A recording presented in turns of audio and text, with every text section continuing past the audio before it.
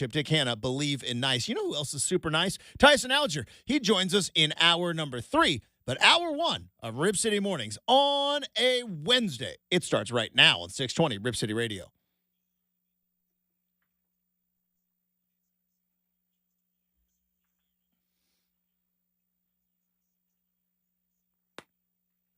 And a very happy Wednesday. It is RCM. I am your host, Justin Myers. Super producer Brenden safely partitioned on the other side of the glass. Thanks for getting up early with us or staying up late, however you are rolling on this particular Wednesday.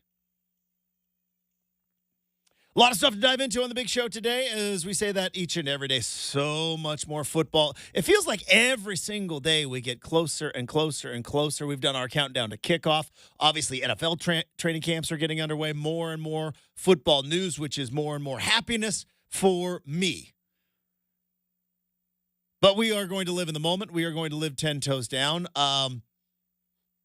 There's a Blazers mystery going on. This is going to be for later on in the program, but apparently Chauncey Billups. Do we know what podcast that was? I think it was Carmelo Anthony and the one guy from, it was on D. 7 p.m. in Brooklyn. Okay, there we go. So there's a name for you. But I believe it was Carmelo. I think it's Carmelo Anthony and the kid Mero. The guy, he used to be on a show called Jesus and Mero, which I thought was very, very funny. They were a comedy duo. They did not see eye to eye. They broke up. One of them now does a podcast with Carmelo Anthony and Chauncey Billups. He gave Blazer fans a mystery to try to figure out. The internet's Brain the best. teaser. The internet is the best. But we're going to talk about this later. We're going to try to figure out exactly who the culprit was, because Chauncey Billups said in a game against New Orleans, down 18 at the half, there was a player who threw down an entertaining dunk, then at halftime posted it on their social media. Blazer fans and the internet have their ideas who this player is. I had my ideas. Brendan's got his. That's going to be coming up. Does that surprise you, though? No, not one bit. But this Not may one be bit. Stuff we saw on the internet coming up in hour number 2. We will try to decipher. I mean, okay, let's talk about this real quick. We could get all hot and bothered about this and be like, the culture of the Blazers is broken, and how can you expect to win when these guys are so tough? We could pearl clutch, and I could be grumpy old man, even though it's a Wednesday, right? But on the other hand, if we're going to treat reality on reality's terms, how can you as a basketball player honestly play for a team that is losing games on purpose? They know that you're losing games on purpose, and then be expected to take it seriously. I mean, I'm just asking the question. I mean, how can you as a basketball player, an NBA player, now I get it, you're cashing $1 million checks. That might be the answer. Justin, check their bank account. They can shut the bleep up. But after the money, right, you're in a culture, you're in an organization, you're in a situation where they're like, all the good players, well, they have sat down. You guys are playing simply to fill time. I had a show one time. It's called The Bridge. Brenden, you remember The Bridge, right? You remember when I used to be on TV? You remember that show? When I was on The Bridge, I knew exactly what my show was there for. My show was there for filler. My show was there for filler. The television station that I was on. Now, it doesn't mean there were not hardworking, very talented, incredible people that were helping make me, a big dumb doofus, look good on TV. It was amazing what they did. But we, at the end of the day, at least I did, I knew I was there to fill time between Blazer games. That's why the show existed. Blazer games are on. That's why the TV station existed, because when the Blazer games went away, TV station went away. And Justin's not on TV anymore. Luckily, he's on YouTube with all of you guys, hanging out in the mornings, having a great time. But I knew my show was filler. I have friends who played minor league baseball. And, Brenden, if you know any minor league baseball player who was not drafted in the top 5 rounds, and that's a stretch. It's a stretch. But if you're drafted after the 5th round, the dream of you wearing a Major League Baseball uniform is very, very, very low. Don't want to say it's impossible, but it is very, very low. Used to draft into the 20s and the 30s in terms of rounds, because back in the day, you would have a AAA team, a AA team, a single A long season, single A short season, rookie league, instructional league.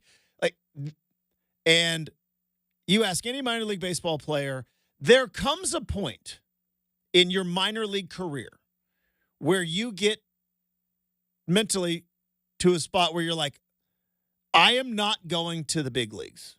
I am not going to be playing for the major leagues. My job is to play third base because Mike Trout's got a hit, and he's going to play in the big leagues. Or Adley Rutschman, what'd he spend, like a month and a half in the minors?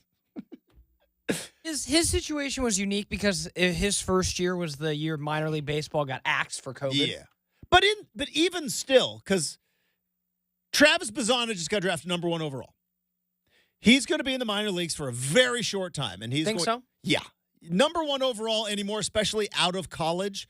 Those guys, like Adley, they make it to the big leagues on a fast track. And like Paul Skeens fast? Or like, is that that special? That guy might be special. Fair enough. Fair enough.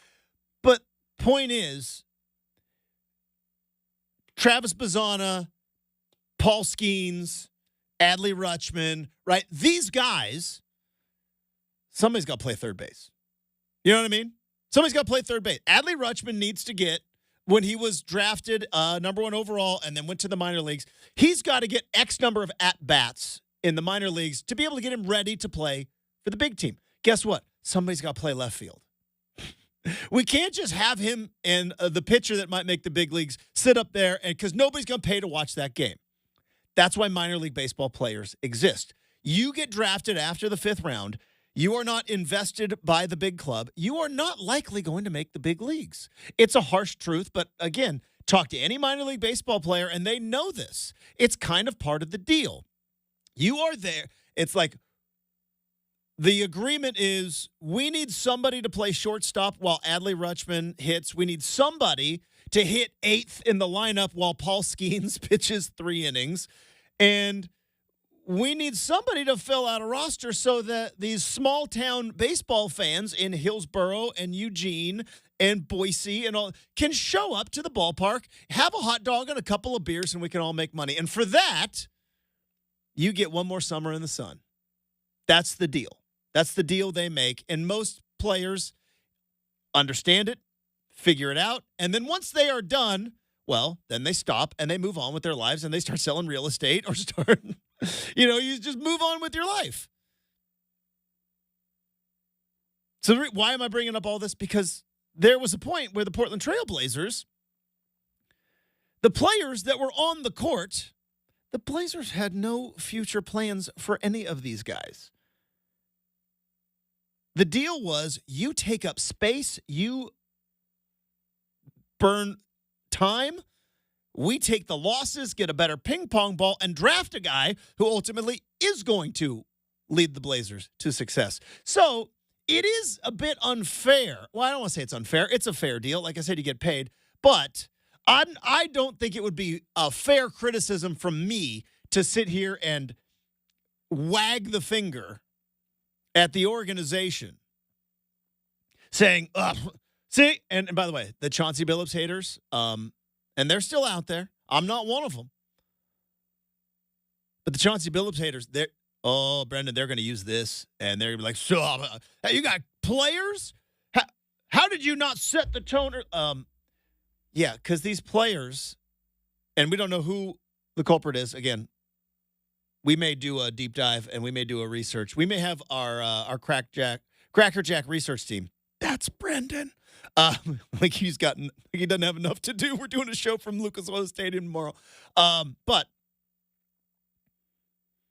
I'm not going to sit up here and pearl clutch the whole time and be like, no wonder this organization can't get over the hump. It's stuff like this. Would this fly with the Warriors? Well, the Warriors had a player knock out another player, and he didn't get suspended. They won the championship. Would this fly with the Celtics? Probably not, but you know what? The Celtics don't have to tank.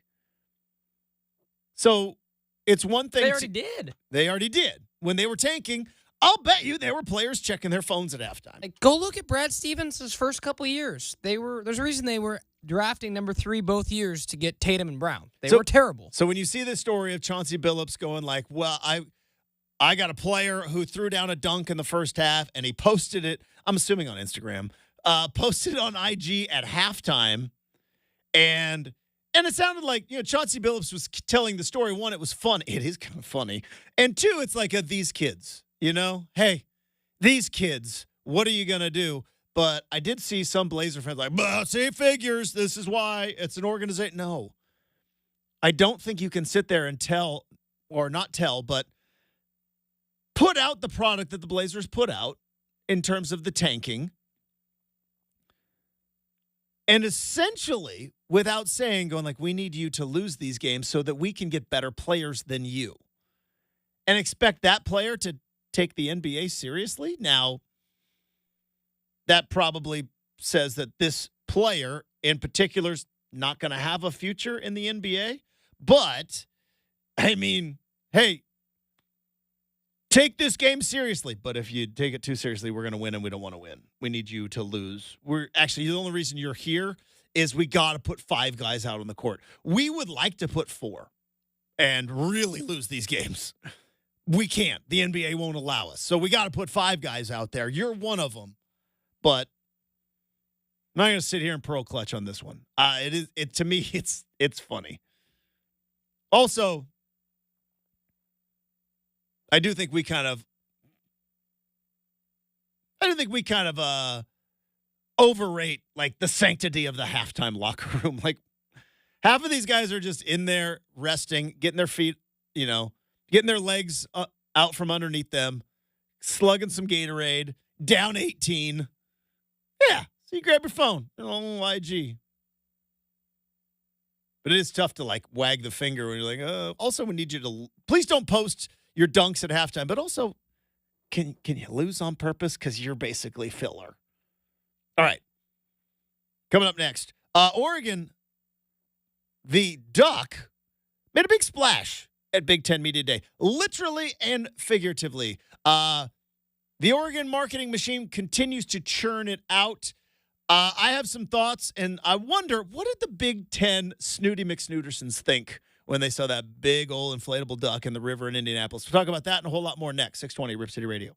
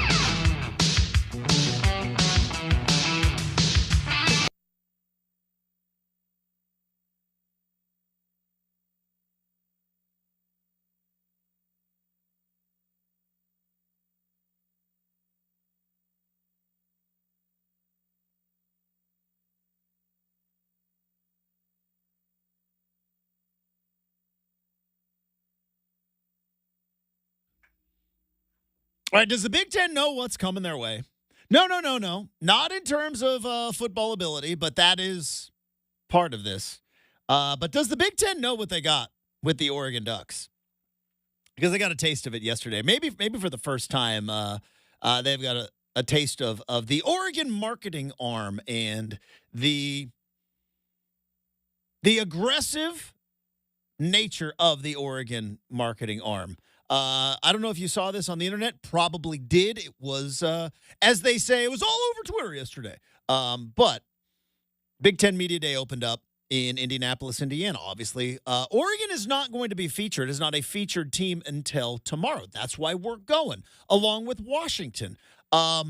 Yesterday, I believe it was like Illinois. I think Wisconsin was featured. But the big day was Ohio State because Ryan Day was there, and I saw him on with Josh Pate. We're hoping to have Josh, by the way, on the show tomorrow, knock on wood, or maybe Friday. But it was kind of the Ohio State show, right? And then I think tomorrow is the Penn State show, and then Oregon, Washington, and USC's in there somewhere as well. And essentially what the Big Ten did was take all their big brands and kind of, even them out, spread that peanut butter over 3 days. And Oregon, in the first day of Big 10 Media Day, Brenden, did they wait their turn? Did they say, we'll do something on Thursday, especially, and we'll just wait till Justin gets there? No. Tuesday morning, and I believe it's the White River.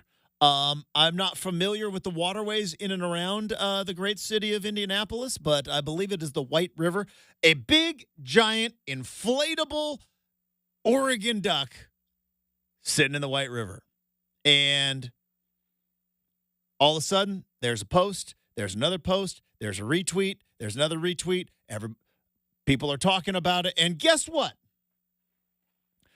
Oregon literally made a splash. First day of the Big 10 Media Day, and Dan Lanning's not even there. He's not even there yet. He'll be there tomorrow.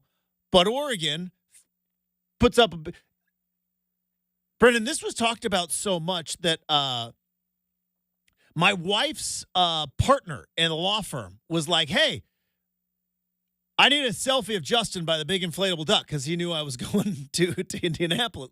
Like this, I was at the gym. People are talking. No big deal. I'll go to the gym. People are talking about the big inflatable duck.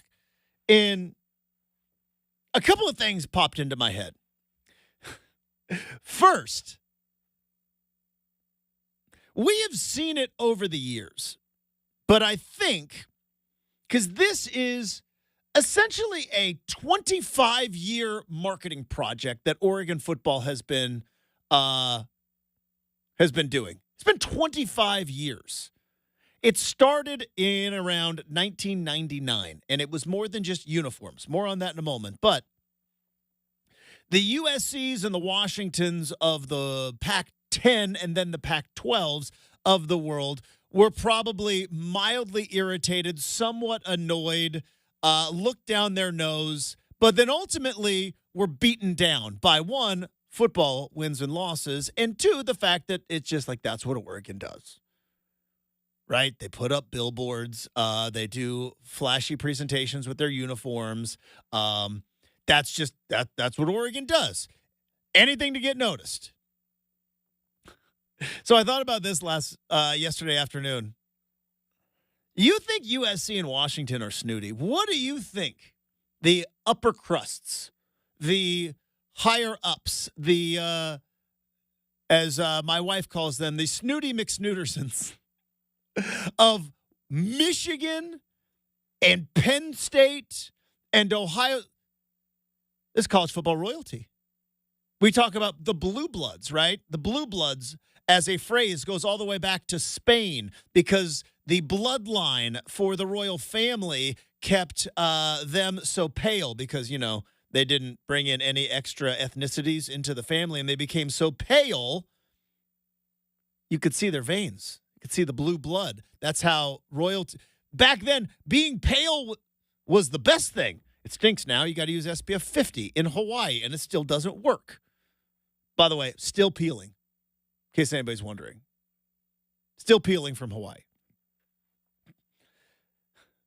But this is college football royalty. This is national champions. This is the reigning national champion. This is Penn State back when it used to have integrity. Don't Google too much about Penn State. Well, just kind of forgot about that, didn't we? Well, just kind of wanted to move on from that big old stinker of a story. Anyways, don't have time for that. But I thought, boy. And even though they're not great at football, Indiana, very prestigious university. Northwestern, kind of like Stanford, a nerdy school, but very prestigious. Years, decades, centuries of higher education at these schools. Brenden, what must they have been thinking when they saw a big old inflatable duck in the river? Who the heck did we let into this conference? What on earth is going on? Because you know that USC, UCLA is just happy to be at the party. USC and Washington, I think, desperately want to be recognized as higher ups. Again, older universities, more decades of football prominence. They want to be, hey, yeah, Michigan, Penn State, we're one of you. They don't think you are. Meanwhile, here comes Oregon. Here, I've talked about it over and over again. Oregon's the tech money. Here comes the tech money. You think about like the offices of like Facebook and the offices of Google. Like they've got slides, like a swirly slide to get from level 2 to level 1 at Google and Facebook. I think, didn't they pay like in stock options, which ultimately made tens of millions of dollars to a graffiti artist to graffiti up? I think that's an old legendary tale. At the beginning of Facebook, when they got those San Francisco offices, they brought in a graffiti artist to, because they're youthful, they're Facebook, and even though Facebook's now about the boomers now. I remember that. But they brought in a graffiti artist, right? And they couldn't pay him money, and so they paid him in stock options. And then when they had their what's the thing called? Is it a IPO? That's what it is. When they had their IPO, he made like $40 million. Yeah, no, I remember the graffiti thing. The other one that I was always obsessed with as a kid, Justin, was that at Google they had nap pods. Yes, like you could go Google nap pods. Yeah, you could go literally like, oh yeah, if you worked at Google, you can go take a nap. Like that's just like the nap pods. They got a cafeteria you don't have to pay for. Yeah, all the basically that movie, The Intern. It was pretty awesome. Is it The Internship? Yes, yes. Because then there's The Intern, which is a very different movie. I've heard pretty realistic of Google from what I've heard. Like, they pipe up a little bit, but the experience of what Google is pretty accurate. It's new tech. That's Oregon. Yeah. And that's what Oregon's bringing to the Big Ten. Could you imagine being like a suit? Again, I don't know anything about this. Old, crusty Big Ten person. I'm just thinking about, like, you're an old, crusty venture capitalist, and you walk into Facebook, and you're like, there's graffiti on the walls. What are they doing? And you have to, like, suck it up because you know they're making money. Or like you're an advertising market. You're a madman, right? Which, by the way, doesn't mean mad angry. Madmen in the terms Madison Avenue men, right? You are John Hamm. What's his name? Did you ever watch Mad Men? I did not. It's on the list, though. I watched like a chunk of it, and then I got off of it. It's on the list. I've heard great things. Love John Hamm. But you're Madison Avenue. You're an advertising guy, and you're like, and you walk into Google, and they're playing that stupid Harry Potter game, right? Was it Quidditch? It's true. You walk in, and they're playing Quidditch, and you're in your suit, and you're going like, what? That had to be what the Big Ten was thinking yesterday. Yeah, didn't it? It's like Google. You're Ohio State or Michigan. You're like, they put a big duck in the river. Google's a great. I'll take your situation, Justin, and I could be, but I'm gonna raise it and say, I think Oregon is more like Spotify disrupting the music industry in the way of it's like we do it this way, and Oregon's like, oh really?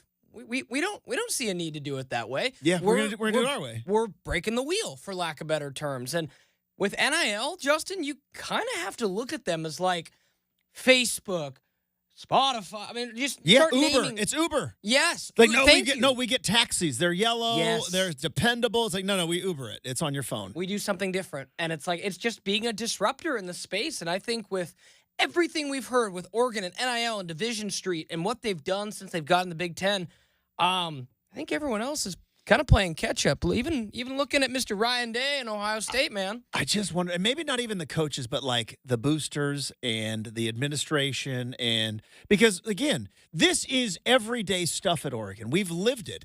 Whether you are an Oregon fan like I am, or you hate them like Brenden does, understood. It's a rivalry. You should. But it's like you've come to expect stuff like this. Now, not all things have been home runs. Robo-Duck, looking in your direction. That one was a swing and a miss. But I had to imagine what, like, some happy hour bar in Indianapolis, some crusty old St. Elmo's Steakhouse, where, like, the Michigan men were there having their 3-martini lunch and their, and their tableside Caesar salad, going like, they put a bleeping duck in the river? Is that what we're doing now?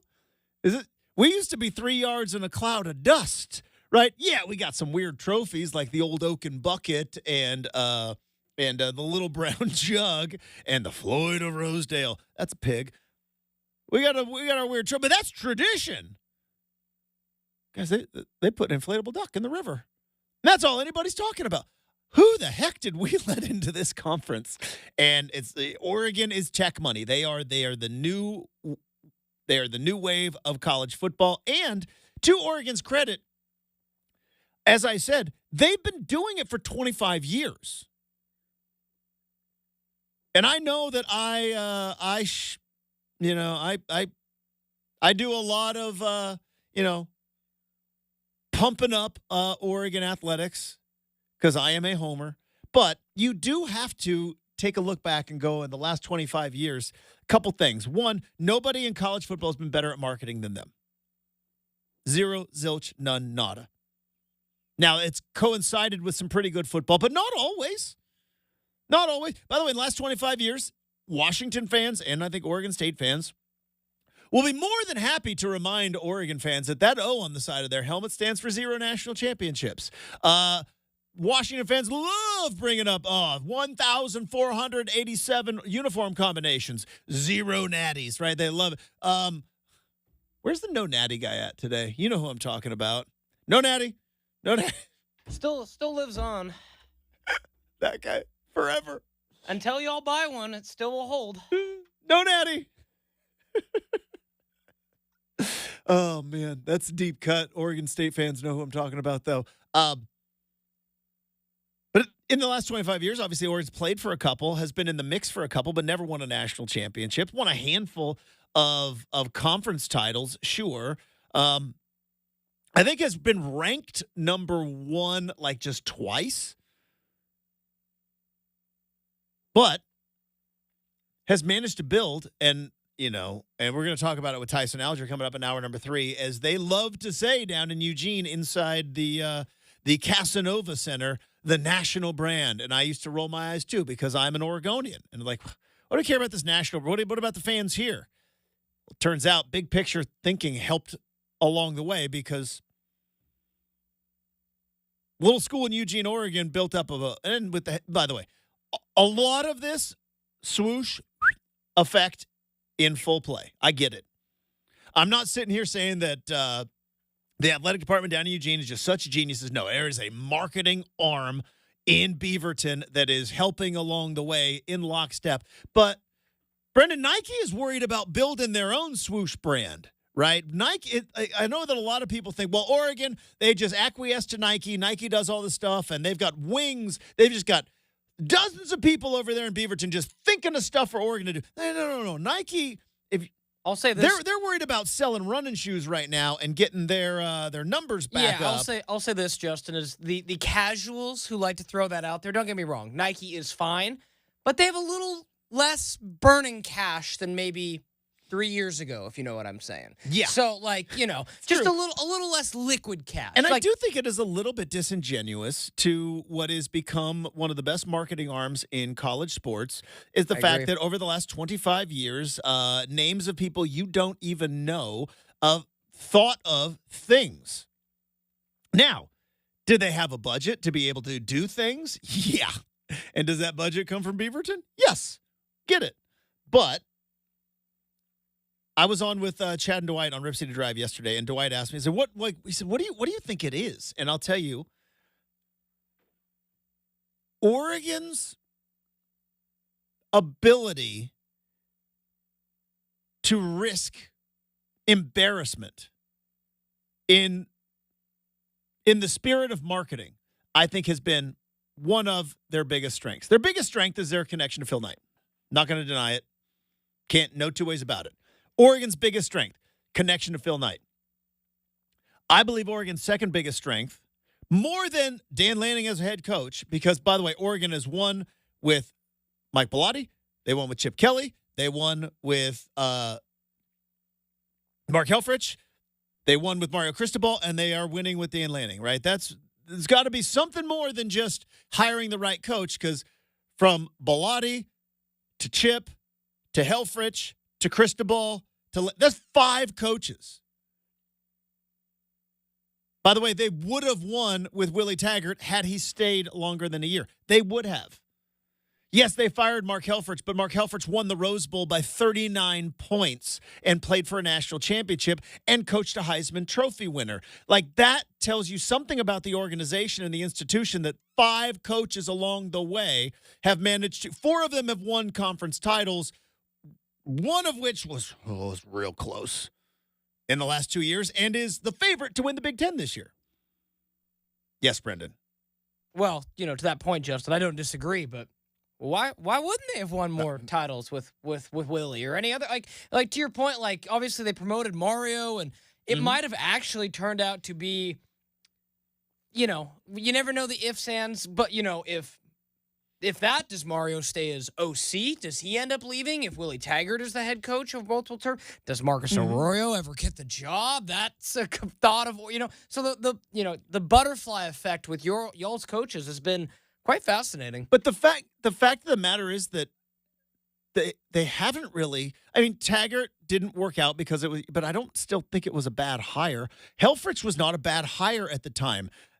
Now, he was not head coaching material. How do I know that? He hasn't been a head coach since. I love Mark Helfrich. I do. He is a genuinely nice individual. He is so rich, too. And he's very rich. Like, probably the richest person in the Eugene/Coos Bay area. I think Dan Lanning's got his number right now. That's true now. But, man, Justin, if Mark Helfrich put that money in the bank, man, it's been growing with interest these last couple years. But to go with what you're saying, we talk about the butterfly effect, sure. Right? Boy, I think Oregon has kind of found a hack around the butterfly effect, which is Bellotti to Chip to Helfrich to Cristobal, which Cristobal was on the staff there, to now Dan Lanning. And it's like, not all those hires were made by Rob Mullins, who's their current athletic director. Not all of those hires, like any one of them could have been a clunker. Guess what? All 4 of those guys have in common. Well, except for Dan Lanning doesn't have a conference title yet, but 3 of them do. And I think a big chunk of it is you look at Oregon's marketing and their willingness to try new things. College football, for a lot of programs, is tied down by tradition, burdened by tradition. Ask Ryan Day. Right, like Ryan Day has been one of the most successful coaches of all time there at Ohio State. But you know what? They like to run a fast-paced, up-tempo offense, and they don't grind it out, and they don't seem to have tough players according to their fans. And fans have turned on him. Why? Because it's tradition. It's what we do. Oregon puts big inflatable ducks in the river. And the Big Ten looking around going like, whoa, who did we invite to the party? You invited Facebook. You invited Google. Google's at the party now. And you know what? I think a slide might fit in well there. And maybe a nap pod or two. By the way, I do believe Oregon has nap pods. All right, coming up next, interesting piece on the Rose Bowl and their potential future in the college football playoff. We go on campus next, 620 Rip City Radio.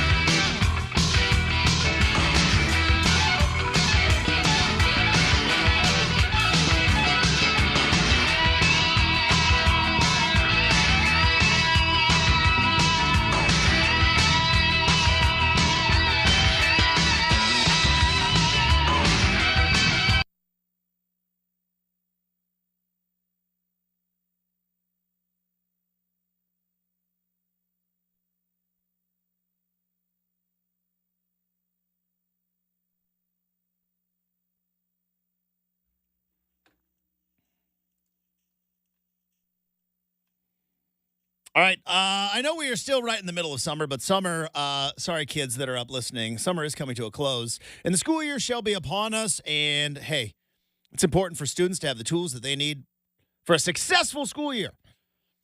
So we've partnered with our friends at Lazy Boy for the annual Stuff the Bus school supply drive now through August 19th.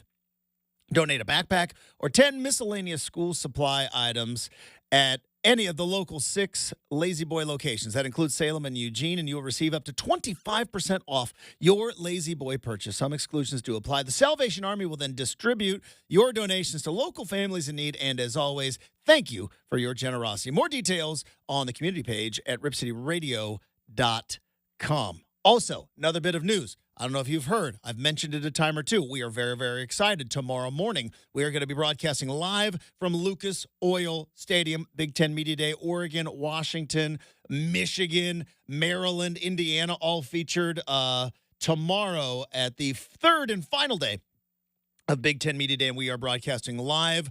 And a big thank you to Dick Hanna Dealerships. Dick Hanna, believe in nice, and we believe in nice because we're the nicest show there is. So that's going to be coming up tomorrow morning, so make sure you tune in for that. And we are 38 days. Well, we are 1 day away from Big 10 Media Day.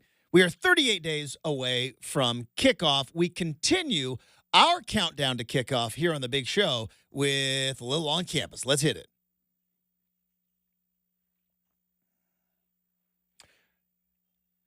All right, a couple things. Rose Bowl. The Rose Bowl officials at Big 10 Media Day. We're talking to Heather Dinich of ESPN, and it sounds like if the Rose Bowl's not going to be able to be played on January 1, which I believe as it sits right now, which we do not know what the future holds. You know what they say, right? You want to make God laugh? Tell him your plans for the day. You want to make college football chuckle? Tell him your plans for the next 3 years.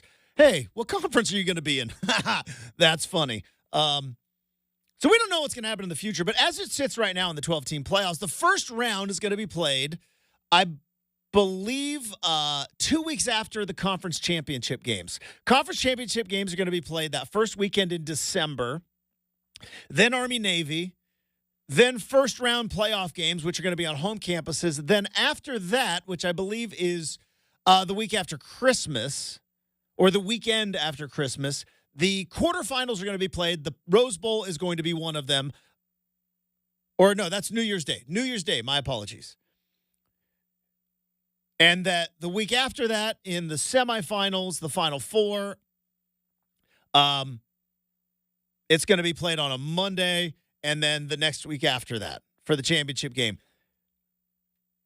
That's the most long-winded way of saying that the Rose Bowl essentially has told the college football playoff, hey, we like being a part of your whole deal here, but we are the only bowl that has an actual traditional we play on New Year's Day thing.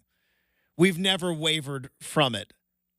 You look at all the other bowl games, right, that have been part of the college football playoff. Remember when they played on New Year's Day, or excuse me, New Year's Eve? Remember when they did the college football playoff on New Year's Eve? You know it was not a part of those two games? The Rose Bowl. Because the Rose Bowl plays on January 1. Unless January 1 is a Sunday, then it moves to January 2.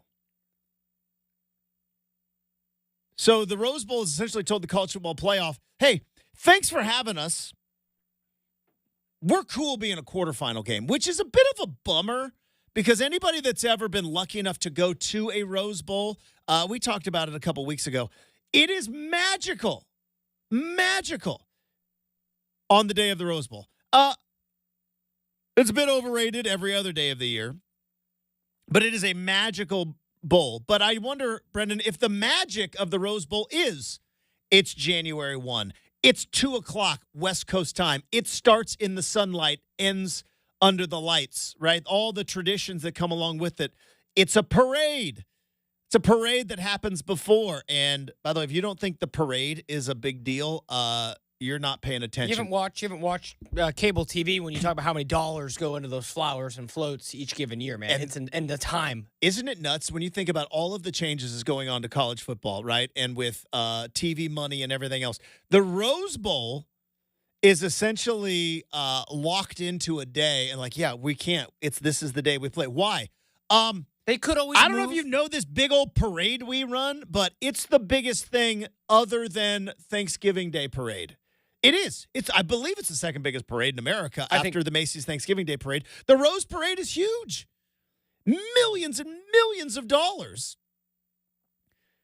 Now, would the Rose Bowl be able to, on New Year's Day, simply have the parade and then play the game a week and a half later? Probably. But according to Laura Farber, who is Rose Bowl Management Committee Chair, she says, because we are the only bowl that has the date as part of our brand. And that is true. Think about it. Listen to this. Orange Bowl, Cotton Bowl, they were traditional New Year's Day bowls, but it's not part of their brand. The Rose Bowl played on January 1. Right. I mean, except if it's a Sunday. There's always a possibility, like you said. I mean, is it outrageous to think Rose Parade could be flexed and moved? No, but I don't think you can ever have the Rose Bowl without having it. So they kind of go 2 and 2 together. So I'm saying, though, could you run the parade on New Year's Day, and then the Rose Bowl as part of a semifinal a week and a half later? Who knows? Maybe. You won't have the marching bands, though, of the teams that are playing. And, that's going to be some big chunks of the parade missing. And listen to this, Justin. So the event is so large, it requires 65,000 hours of combined manpower per year. Yeah, they're not leaving New Year's Day. Yeah, that's a lot of effort. New Year's Day. They're like, yeah. Now, we talked about how the NFL is kind of the big bully on the block. I wonder, is the college football playoff ever going to be the big bully on the block and be like, Rose Bowl, that's cute, your parade and all, but we're moving on from this? I don't know. The Rose Bowl is so synonymous with big-time college football. I don't know but then again, what's sacred anymore? What's sacred anymore? Civil War is being played in September. It is. You know? Rivalries aren't happening. Shorts and a T-shirt, though, for Civil War can be pretty nice. Hope you enjoy it. It'll be a better experience. I'm throwing a party in my backyard. Yeah, well, yes, I would go. I said I would go, but Justin, no doubt it'll be better than being in an Autzen Stadium tent listening to a certain coach say some things last. Well, bad taste in your mouth, then it still kind of stings. Even if they lose, which I don't expect Oregon State to necessarily win that game, it's still going to be fun to have someone who's all in. There we go. Coming up next, we've got Make or Miss. We've got stuff we saw on the internet. We've got a Blazer mystery to solve as well. We got a whole bunch of stuff next. 620 Rip City Radio.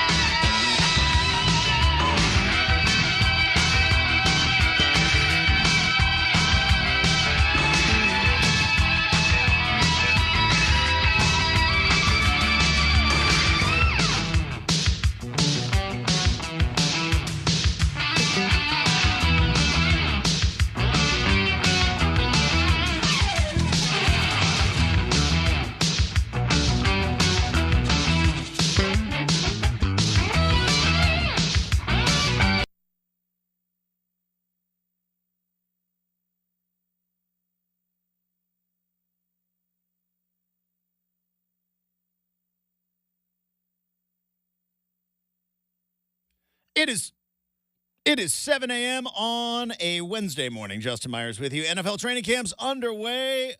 Cowboys are without star wideout CeeDee Lamb. He will not report today in search of a new deal. Speaking of a new deal, 49ers wide receiver Brenden Ayuk, who recently asked for a trade, will be reporting to camp, but currently still requesting a trade or a new deal. And Oregon football will take part in BIG10 Media Day tomorrow. We will be there live from Lucas Oil Stadium in Indianapolis, Indiana, as Oregon, Washington, Michigan among the featured teams tomorrow at BIG10 Media Day. And we are appearing with the help of our good friends at Dick Hanna Dealerships. Dick Hanna, believe in nice. Also, speaking of nice, Tyson Alger is nice enough to join us in the third hour. That's going to be coming up in hour number 3. But hour 2 of Rip City Morning starts right now at 620 Rip City Radio.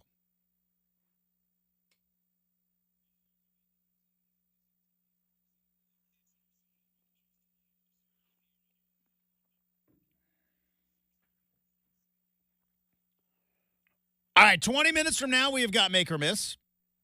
45 minutes from now, stuff we saw on the internet. Blazer mystery to solve. Who was the player posting IG stories at halftime that Chauncey Billups was talking about recently with Carmelo Anthony on Carmelo Anthony's new podcast? I think it's a new podcast. I know it's the first I've seen it. All right, Brenden, I want to put some stuff in your hands.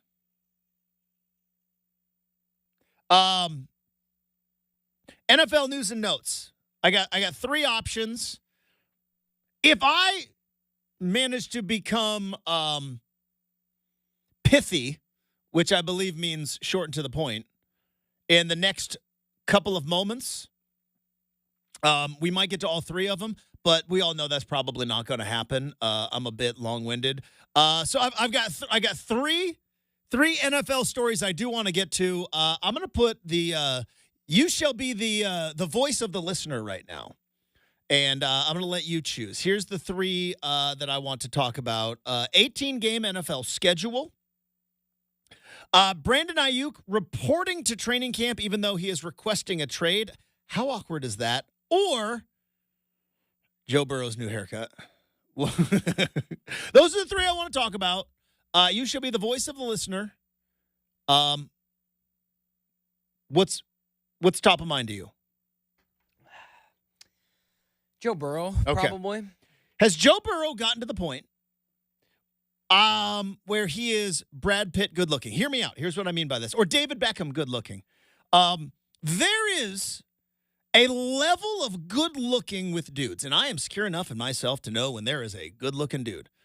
There is a level of, I think Justin Timberlake is at this level, where you can have a bad haircut and it looks good. Does our boy from Twisters fall in this? Glenn Powell? I think Glenn he does, Powell's man. I can see him with any haircut. Matthew McConaughey's in this category. I've never seen Glenn Powell with a bad haircut, but it might be coming. I bet he can pull it off. But in sports, right, Patrick Mahomes is the best quarterback in the league. He's not good looking. You're not good looking enough to pull off a bad haircut. He has got the head and shoulders thing with my boy, but I think he's got to keep the haircut he's got. I don't think he can try something new.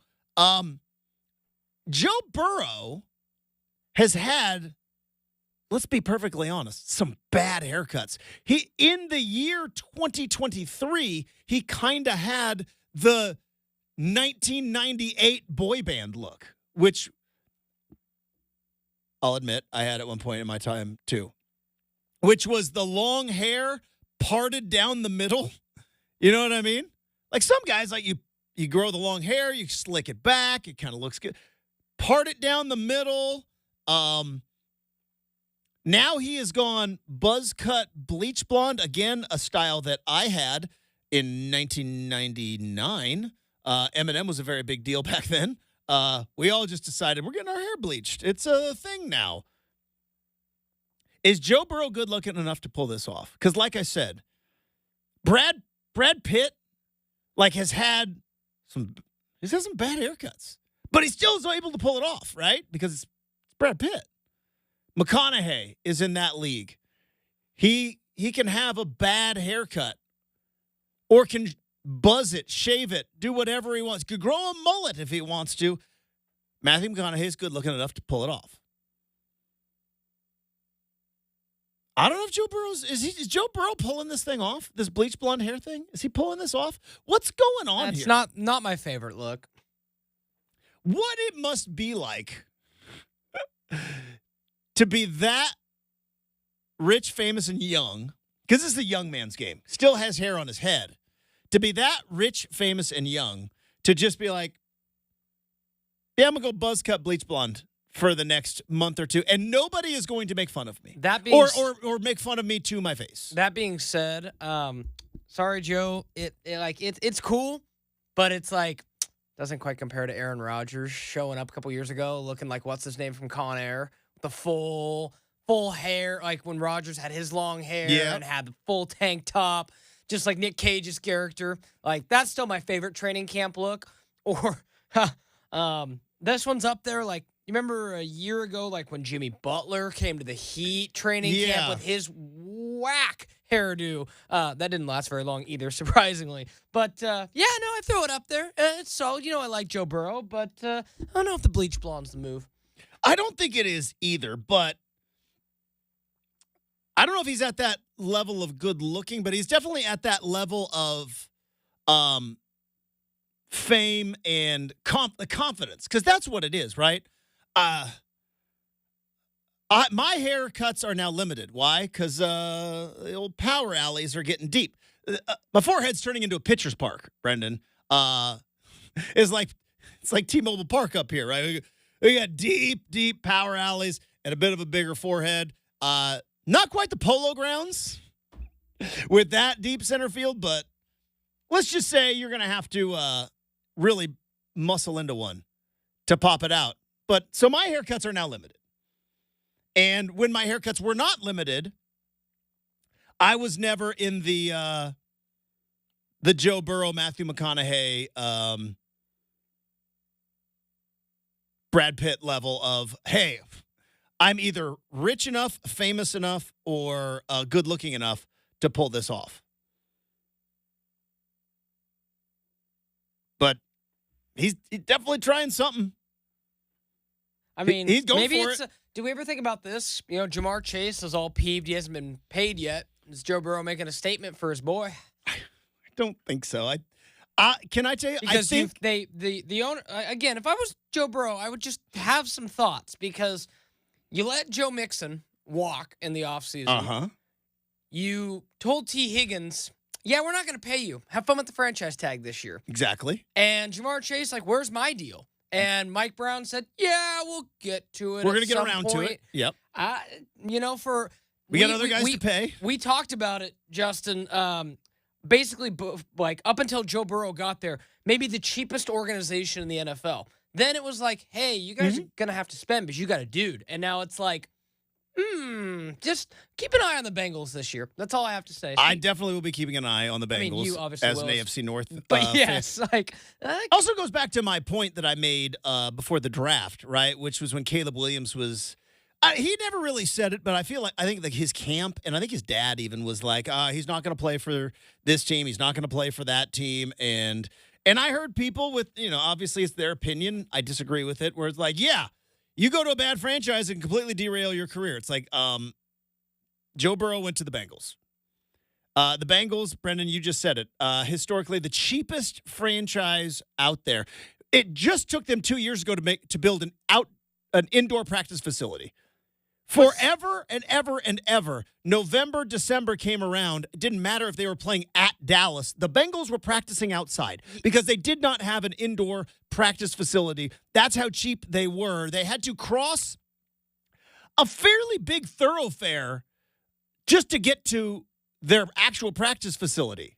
Like they got in the locker room, and then you got it. So they have been a very, very frugal franchise. Joe Burrow comes along, takes him to the Super Bowl.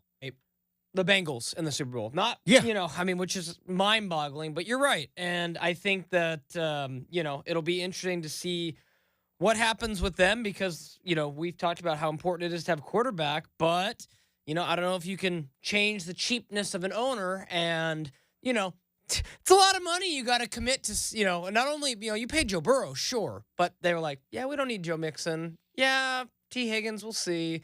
And Jamar Chase, Justin, pound for pound, if Justin Jefferson is 1A in the league, my opinion, he's like 1C, 1D. If you don't have Patrick Mahomes, which 31 football teams don't. Yeah.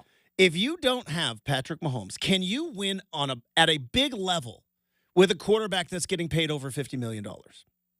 Is it financially, is it economically feasible? Because you look at what the 49ers are doing, and they're paying Brock Purdy $800,000, and I know Ayuk's still looking for a new deal, but the fact of the matter is they've paid Trent Williams, Deebo Samuel, Christian McCaffrey, George Kittle, Bosa, right? Which one is Joey Bosa? Yes. Yes. They've paid all those guys because their quarterback's making $800,000 a year. They can do that. I think they might be the best team in the NFL right now. I mean, there's still the Chiefs until the Chiefs are knocked off the perch. But if I were to pick a Super Bowl champ, well, I guess they are 2-time defending champions. They are. God, they're going for 3. But that's what I'm saying. If you don't have Patrick Mahomes, can you? Buffalo Bills pay Josh Allen, had to let Stephon Diggs go. Now, there might also be some more things other than financials with letting Stephon Diggs go. Some stuff. But they chose to. They did. The Minnesota Vikings paid Justin Jefferson. Guess what? They didn't pay Kirk Cousins. Yep. They're rookie quarterback. Right? They're like Atlanta. You want to pay him? All right, go for it. Yeah, exactly.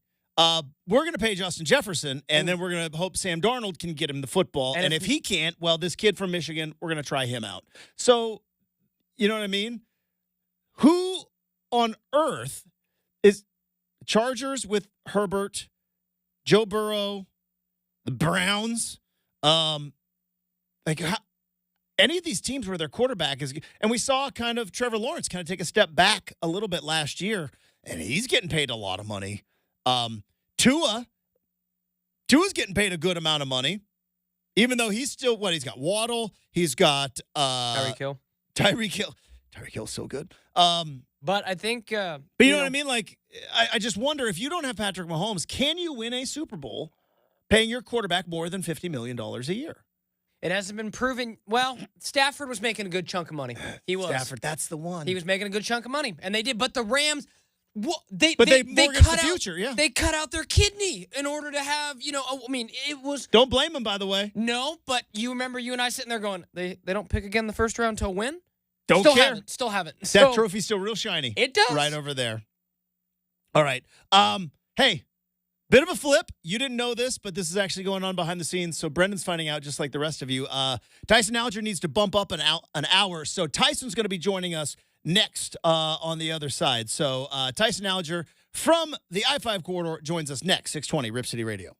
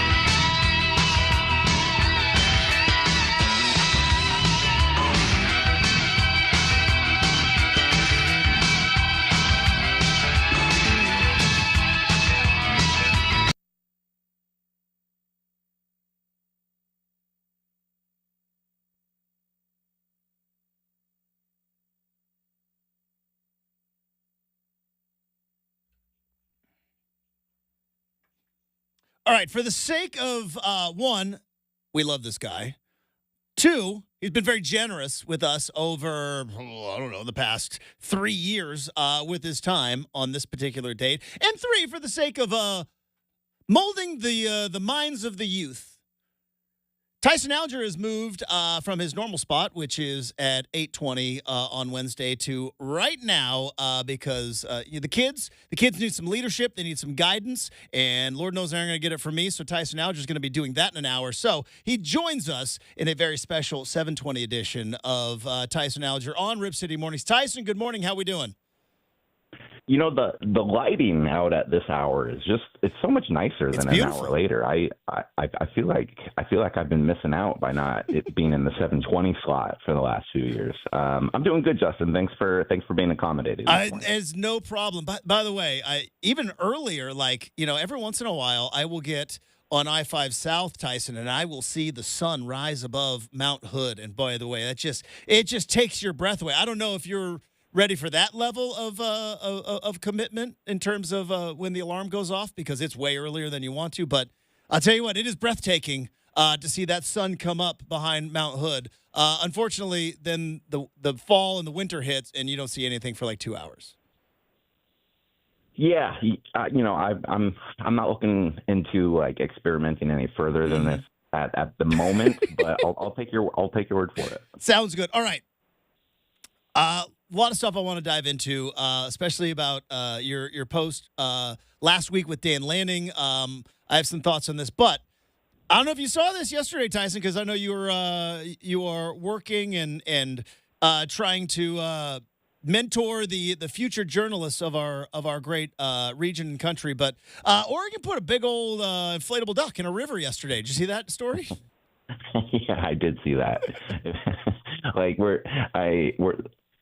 I'm teaching at this high school journalism camp for the weekend. Like, as we were here, you had, some of the largest news in this country's history happen, like with Biden stepping down, and like and they took a moment to like explain that significance to the kids, and especially from a journalistic point of view. And the director here shot down my same proposal for when the Ducks put the duck in the river in Indianapolis, because I feel like that made about the same amount of headway online, obviously the same amount of significance. I loved it, Justin. I thought that was like such a it was so much funnier than like just like throwing up a billboard or something, like to have a massive inflatable duck like right as people are walking in the media days. I thought that was a nice touch. Well done, Oregon. Here's the thing that popped into my head first, because I've been in the middle of this Oregon experiment for the past 25 years as a fan and as a media member. You've been a part of it for a good chunk of a couple of decades, it's just kind of what we have come to know, right? Oregon's going to take some swings. They're going to do some things. Some of them hit, some of them don't. It's just kind of what they do. I'm wondering if there were some Michigan or Penn State boosters sitting at their 3-martini lunch at St. Elmo's Steakhouse in the middle of the day there in Indianapolis at Big 10 Media Day, in between meetings about the sanctity of college football and the traditions of this conference, going like, who the hell did we let into our conference? They put a duck in the river. They're eating their shrimp cocktails in Indianapolis and complaining about ducks not being native to the Midwest. Yes. Yeah, I mean, it's the perfect way to make a splash, and I'm sure if you're the other teams in the Big Ten, there was probably some anticipation of, okay, this is a huge year for Oregon, like they're going to do something. I don't think that the duck in the river was probably at the top of anybody's list though, but I thought it was, especially with kind of like they teased it with the Ducks account like the day before, like something big's coming to the Big Ten, and I just thought it played off of kind of like the quirky personality that you're trying to go with the duck branding, because it's just kind of funny. It's funny. It's what it is. Tyson Alger from the I-5 corridor joining us here on 620 Rip City Radio. One more thing on kind of the marketing arm, because I mentioned I remember, because I'm that old, when Oregon put up billboards. You mentioned billboards. Oregon put up billboards in New York City, yes, but also in Seattle and in Los Angeles, outside of LAX and outside of Husky Stadium, and a lot of people laughed and snickered and made jokes. And then ultimately, oh, weird. All of a sudden, kids from LA were like, hey, Oregon, that's kind of, and then the uniform stuff, they were made fun of and people kind of made jokes. And there's like, oh, but the kids are paying attention to it. It is fascinating to me the last 25 years, and not all swing and a miss, or excuse me, not all home runs, some swings and misses, and also not all 100% the Nike marketing machine that just throws a couple of ideas down the way to Eugene. But the fact that athletic department has been, for the most part, at the forefront of college athletic marketing with, some stunts, but they all just seem to kind of work for the most part. Again, there's RoboDuck in our lives. It didn't work, but for the most part, it just kind of does. It's been kind of impressive over the last 25 years. Yeah, I was actually just like sitting there racking my brain trying to think of like the promo stunts that didn't work, and the only real one that kind of comes to brain is RoboDuck. I mean, like the only other times that I feel like people have gotten like overly fatigued by like the branding stuff has been like, maybe back in like 2016 when the football team was bad and they were putting out like 30-page like detailed books about the history of the uniforms that they're going to wear every single week. The impressive thing, too, is, like, obviously you have the Nike connection and the connections to some of the marketing organizations that they do. But, like, overall, like, the athletic department's had a lot of turnover since then. I mean, like, it's a different athletic director than it was when they put up the billboards in Times Square. There's a lot of just a lot of the people in that building have turned over. But the fact that they've been able to kind of, like, keep that Oregon brand and kind of know like what their lane is. I think the brand messaging has always been like pretty strong, and everyone who's kind of been cycled in through Oregon is either somebody who's very aware of it to begin with, or they do a really good crash course of saying like, hey, this is the type of stuff that Oregon does. Tyson Alger from the I-5 corridor joining us here on 620 Rip City Radio. I want to talk about this Dan Lanning quote because I love this, and it's from a deeper post on the corridor right now, which you should be subscribed to and checking it out. But the headline, which, boy, it got me right away, Tyson. All of a sudden, the rabbit has the gun, which I think is a play on a line from Omar from The Wire, if I'm not mistaken. I think that's where it comes from. And people don't like the fact that we're able to go into gunfights with a gun as well. And we have talked about the Oregon recruiting and how a lot of Oregon fans have kind of tried to resist they're just buying everybody. Rick Neuheisel says they're buying everybody. Kirby Smart says he's got that NIL money, and Oregon fans resist. And then here's Dan Lanning going, yeah, we got a lot of money, and we got a gun now, and we get to compete. I've always been impressed with Dan Lanning's ability to, when the moment hits, that red light hits, that he has kind of the message of the day just waiting in the wings, but also the fact that he's leaning into this and saying, like, yeah, we got a Nike connection. We got NIL. It's not all that, but, yeah, the Rabbits got the gun now. And I think that it's like if Oregon wants to be where they want to go, like I think you have to lean into it because like there's not going to be a national champion that doesn't have a massive NIL budget. Like that's just part of the many things that your school or program needs to be on top of in order to be one of the top 5 teams in the country. And yeah, like NIL stuff's it's in play. Like it's part of the rules. Like I think you would be intentionally trying to handicap yourself if you were trying to do anything else but NIL. And so I think what Lanning was doing was smart in a couple different ways. One, it gets, it's a headline out there. It gets Oregon's name in the NIL further out there right before the BIG10 Media Days.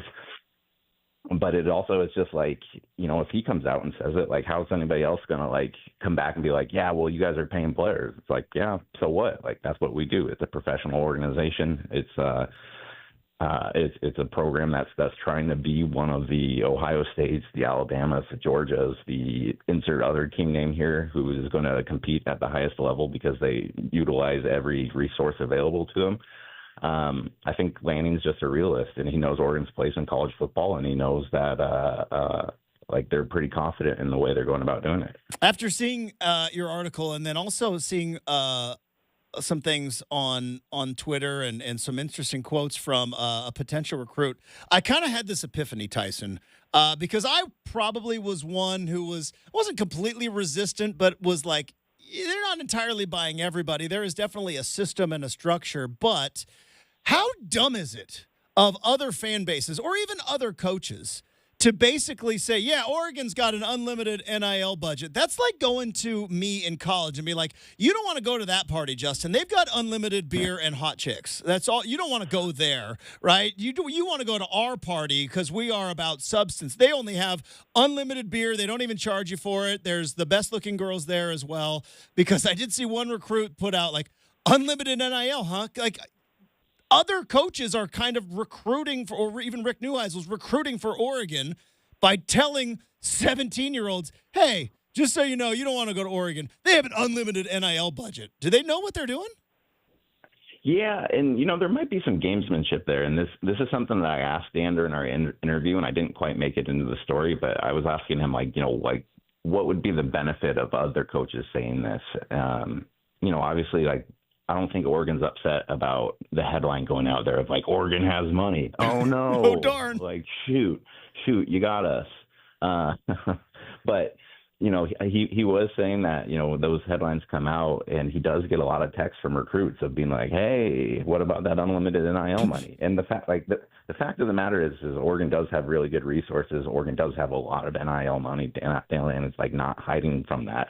But if you don't have that unlimited NIL money and you can't just give out, a blank check to every single recruit, and all these recruits have been saying that you can, I think there's a little bit of gamesmanship there of Oregon might be just smoke and mirrors. But, I think if that's the place we're in August or late July, where Oregon's the talk of SEC Media Days, Oregon's probably going to be the talk of Big 10 Media Days coming in here talking about this tiny school who couldn't recruit 10 years ago's budget. I think the Ducks are in a pretty good place setting up for this first year in the Big 10. Tyson Alger from the I-5 corridor joining us here on 620 Rip City Radio. I think one of the fascinating things heading into this season is to quote Game of Thrones, you know nothing, Jon Snow.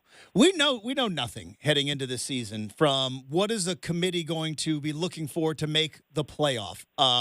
What is fans' expectations now that there's a 12-team playoff and now that there are much bigger conferences? So the idea of winning the conference is going to get massively and massively harder for a team like Oregon, even though they're, projected to be one of the best teams in the Big Ten, Tyson. This is a really big conference, and it's going to take a lot to – so I'm wondering – and again, this is in pencil, not in pen. Just a couple guys chatting up college football in July. But looking forward, what do you see as maybe the differences in fan expectations? For years, it was like, hey, play for a conference title, get to a major bowl game. It'd be nice to be in the mix in November for the national title, but if not, it's not the craziest thing in the world. Is it now for Oregon playoff or bust? If you don't make the playoffs, then maybe the Wolves start to come out. Or not just for Oregon, but other schools too. I'm wondering, how does this whole new era of college football really change what is become a century-old tradition of fan expectation? Yeah, because I would say it's fair in this last era of Oregon football, kind of the last hurrah of the pack, to say the expectations were for them to win the conference title. I know they didn't do it. I know they didn't do it every year, but it was often enough. I think it would be kind of crazy to have the bottom level expectation, or the basement floor expectation to be you have to win the Big Ten conference title, because as you said, that's not only is it a lot of teams, it's a lot of really good teams. And if you're winning the Big Ten conference title, there's a good chance that you might end up winning the national title. So I think that, those will be cherished a little bit more just because of the degree of difficulty to win those. But I think on the reverse end, I think the playoff ends up becoming that Pac-12 championship. I think 12 teams make it. Oregon very much sees itself as one of the top 12 teams in the country on a consistent basis. But yeah, it's just I don't think I think the days of having that massive celebration almost to schedule annually, whether it be the massive bowl game or the conference championship, I think those might end up being spaced out a little bit further going forward. I think when you do win something, it's going to have a little bit more to it, a little bit more oomph. But like, yeah, it's just more competitive. There's a lot more teams, and I think it's kind of conflicting because you expect more out of them, but also the degree of difficulty is getting far higher as well. Tyson Alger from the I-5 corridor joining us here on 620 Rip City Radio. I mentioned one of the things that I think Dan Lanning has done the best is having his players ready to play. Even though, I mean, you've got those losses to Washington, but like every single one of those games came right down to the wire, and you can't make the argument that maybe Oregon wasn't ready to play. A sprained ankle here, a missed kick there. We might be talking differently about Dan Lanning, but this is It's the way it goes in college football, right? It just takes a Bo Nix sprained ankle and a missed kick in Seattle, and all of a sudden now you can't win the big one. I'm going to be fascinated to see kind of how Lanning and the coaching staff handle the expectations for this season, because in seasons past, Tyson, you've been around plenty of coaches who are like, "Hey, we don't pay attention to it, don't even acknowledge it." Well, we're not that naive anymore. All these kids have phones. All these kids have Instagram. They've got social media. They've got DMs. They have other coaches coming after them with NIL and transfer portal stuff. I'm very curious how in this new era, Dan Lanning and this staff, and I think it helps that it's a fairly young staff and a fairly tech savvy staff, but how they handle the fact that everybody this summer, including guys like me, are patting them on the back already. They haven't played a game yet, and Oregon's already talking about projecting to the playoff. I'm fascinated to see how they handle this. Yeah, me too. And I'm sure you'll get into fall camp and they'll start running the guys, and it'll be pretty easy to bring them back down to earth. But yeah, like this has been, I think, the most unique run up that I've experienced so far. Because even back in like 2014, when they were expected to be in the mix, it was because they had one like otherworldly player in Marcus Mariota. Like I've done, you start doing the preseason radio circuit where you go on like somewhere in the BIG10 and they're asking you like, okay, what's Oregon's biggest weakness? And like I haven't been trying to be a homer, but it's kind of hard to figure one out other than just looking at the depth chart and seeing like where's the newest amount of people. Like it's a good defense, it's a really good offense. The biggest question mark kind of consistently right now is what you just alluded to. It's, can Dan Lanning win the big game? And it's, he's won a lot of games. He darn near made the playoffs. He darn near made the playoffs this last year if it wasn't for Camden Lewis kind of not splitting the uprights up in Seattle. But, oh boy. Yeah, I mean it'll be fascinating. I don't think Oregon's quite used to this, of this like universal praise without like kind of like a caveat of it's a gimmick offense or they're too small or this or that. Like, Oregon's not necessarily coming in and trying to win a completely different way. Like, this is one of the first times that Oregon's come in and tried to win with a similar blueprint of, we just have really big, strong, talented, fast guys just like you do, and ours are going to be better. So, yeah, it's going to be fun. But like, you can talk about managing expectations or outside noise and all that, but like come mid-October, if Oregon's undefeated and Ohio State's undefeated, like there's going to be, that's going to be the biggest game in Oregon history. And good luck trying to drown out the rat poison in that one. Tyson Alger, you can follow him on X or Twitter, whatever you want to call it, at Tyson Alger, at the I-5 corridor, or I-5 corridor.com, and subscribe to the corridor. Fantastic Oregon and coverage all over our great state and our great region. Tyson, hey, thanks for coming on the big show. Enjoy the kids. Continue to mold the minds of the youth. If you need like a symposium on hot takes or food talk, I'm more than willing. I'm busy a little bit tomorrow, but I'm more than willing to come down to camp and do like a hot take symposium. They've just had me in the corner as the example of like, are you sure you don't want to go to like med school instead? Like I'm playing my part. You sure you don't want to be a business consultant? Those guys do really well, and I don't even know what they do. Hey, have a great rest of your day. Have a great rest of your week. We'll talk to you soon, bud. Yeah, thanks, buddy. Bye. There you go. Tyson Alger, boys and girls. All right, coming up next. Oh, we got a Blazer mystery to solve. That's right. Mystery to solve. Coming up next, 620 Rip City Radio.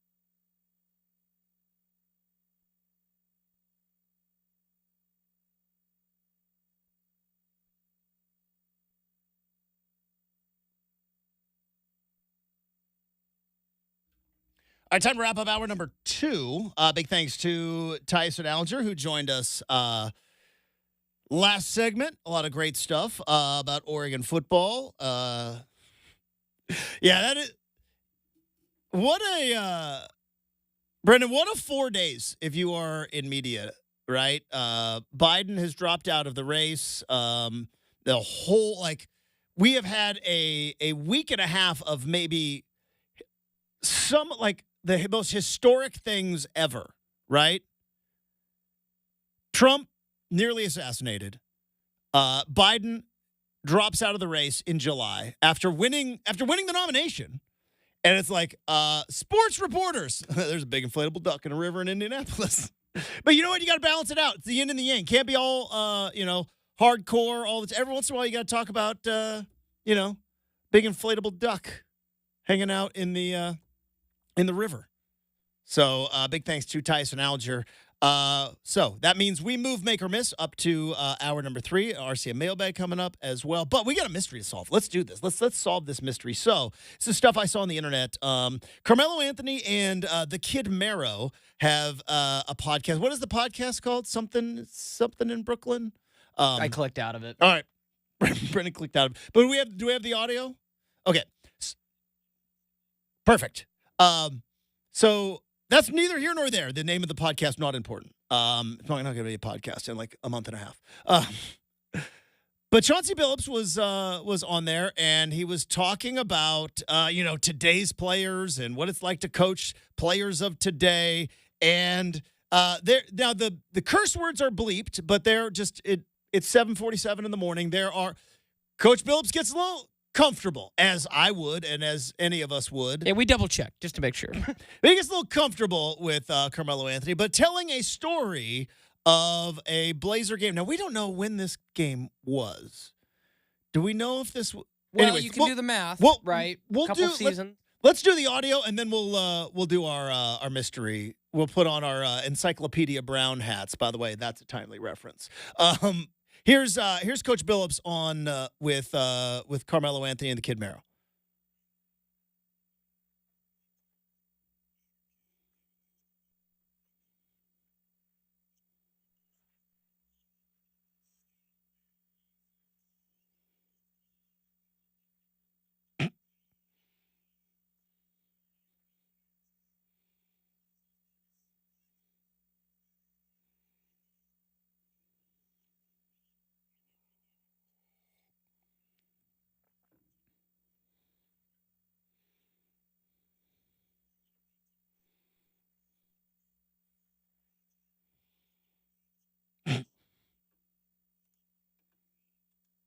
All right, so He was comfortable, all right. he's very comfortable, and you know what? Got a feeling that kid's not in the Blazer orbit anymore. I don't think so. Just a guess. All right, so the first name, and again, I did not do any research in terms of New Orleans, down 18, what year this may be. First thing I thought of, this got to be Greg Brown, right? It's got to be Greg Brown? Because I remember He's in the mix. I remember when Greg Brown did the between the legs dunk at the end of the fourth quarter, and Chauncey Billups was like, "What the bleep are you doing?" And we all saw it on TV. So that was the first thought. But Brenden, you've got other potential culprits here. I mean, Greg Brown was a popular one. The other one was Nasir Little, who had a couple big dunks in that game and who is conveniently not in Portland anymore. So it had to be somebody that played in the first half. Now, I don't remember a game where Greg Brown played a lot in the first half of any game, even when they were tanking. Now, maybe I've blacked those out of my memory. So I think you might be. Nasir Little is in the any chance it was Shaden. Any chance? I saw some people throw that out. Any chance there. it was Shaden? If it was, I don't care as much as the other two names that I mentioned. Shaden is a star, and Star. I'm just kidding. It's true. No, you're right. But Stars play by different rules, and I don't mind that. Like, to an extent, I wouldn't care if it was Shaden. I'm like, hey, he was 18, 19, didn't play basketball in Kentucky. He probably needed that life experience. But if it was a bench guy, a guy who's not going to be a star, much respected, and Nasir Little and Greg Brown, who are still in the league, G League, one of them, I think. that's but save me all the Blazer fans who are like it's a culture problem. It's a funny story, something for us to talk about and go, so Chauncey Billups did have to get up in someone's jersey during these last tanking years. You know what I mean? All right, so there is video here. There was a game. In said game, it's the first half. Blazers are down 44-28 to New Orleans, and Nasir Little had a pretty legit tip jam. I think it might be Nasir Little. And I think that might be why he plays for the Suns now. I think you're onto something there, Justin. Again, it was Nasir Little was one of those guys who I think we all in Portland looked and just saw, when's it going to happen with this kid? When's it going to happen with this kid? And unfortunately, it didn't, and that happens quite often. But, for Chauncey to speak that comfortably as a head coach of the Portland Trailblazers, still, right, getting ready to coach another year, and correct me if, Melo was already gone by the time he got here. Yeah, Melo was gone. So there was no so this tells me, A, it must either be so far gone that it doesn't matter anymore, or he's like, I don't got to worry about that dude. That dude ain't in my eight in the circle of influence anymore. So a couple other people on the internet. There was games against New Orleans, games at New Orleans, March 13th, 2023, trailing by 20. Nasir Little, second quarter dunk. Cam Reddish had a first quarter dunk. They showed the video of the Cam Reddish dunk. It was not worth posting on IG. Then the year before, this is where we might be Greg Brown, because trailing by 13 at the time, now ultimately might be trailing at the half by 18. Greg Brown did have a second quarter dunk. So yeah, it's down to Nasir Little and Greg Brown in terms of who this might be. But I mean, honest question, serious question. How much Instagramming do you think is done in the NBA at halftime? I think a lot. Probably more than you think. I think a lot. I think most of the older players in the league, and I do think it's one of those things where once you get a couple of paychecks, you're like, dude, you pay somebody to do your Instagramming. Wasn't it Shedeur Sanders that was like got busted because somebody was running his IG account and it was like halftime and they were down by 20 or something. And it was I remember that. Hey, get your T-shirts or whatever. Like, dude, read the room, bro. But I'm thinking it's Nasir Little. Because I don't think that was my thought. I don't think Chauncey Billups would turn to Greg Brown and say, get it off of there. I think he would have said, get out of here. I think Nasir Little was a guy who'd be like, hey, get that off of there. But yeah. Posting dunks on IG at halftime. Welcome to the tank verse. All right, we've got hour number 3 of RCM next, 620 Rip City Radio.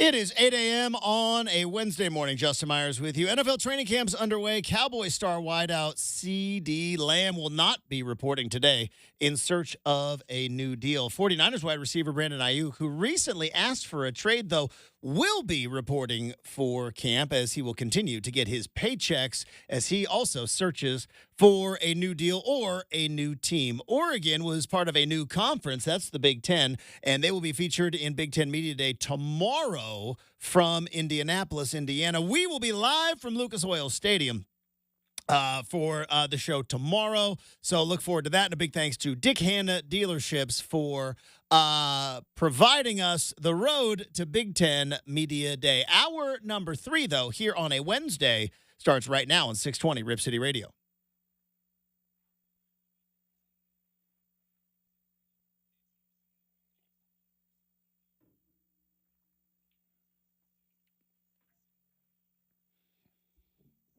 All right, welcome back to Rip City Mornings, everybody. We have got a special third-hour edition of Make or Miss in 20 minutes. We have got an RCM mailbag. You know, with Media Days, both the SEC that was last week, the Big Ten that is going on now, the ACC, I think, was underway last week as well. Big 12 was in Vegas. Coach Prime caused a stir, as he does. You get a lot of these Media Day polls.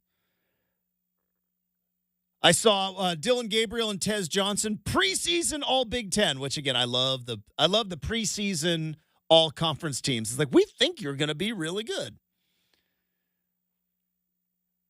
but I wonder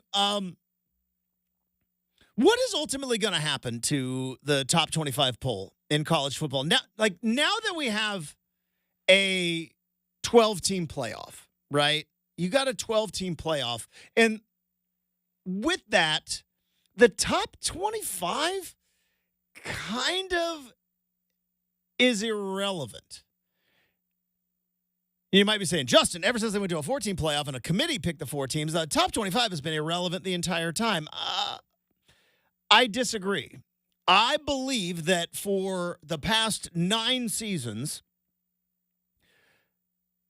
the College Football Playoff Committee has kind of used at least the top 10 of the AP poll or the coaches poll as a bit of a template, right?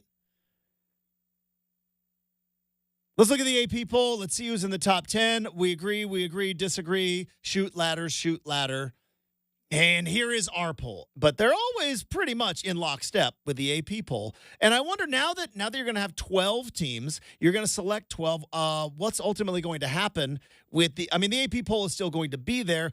It is the biggest marketing tool that college football has. Like, imagine if in the NFL, now in the NFL, I guess you don't even really need it.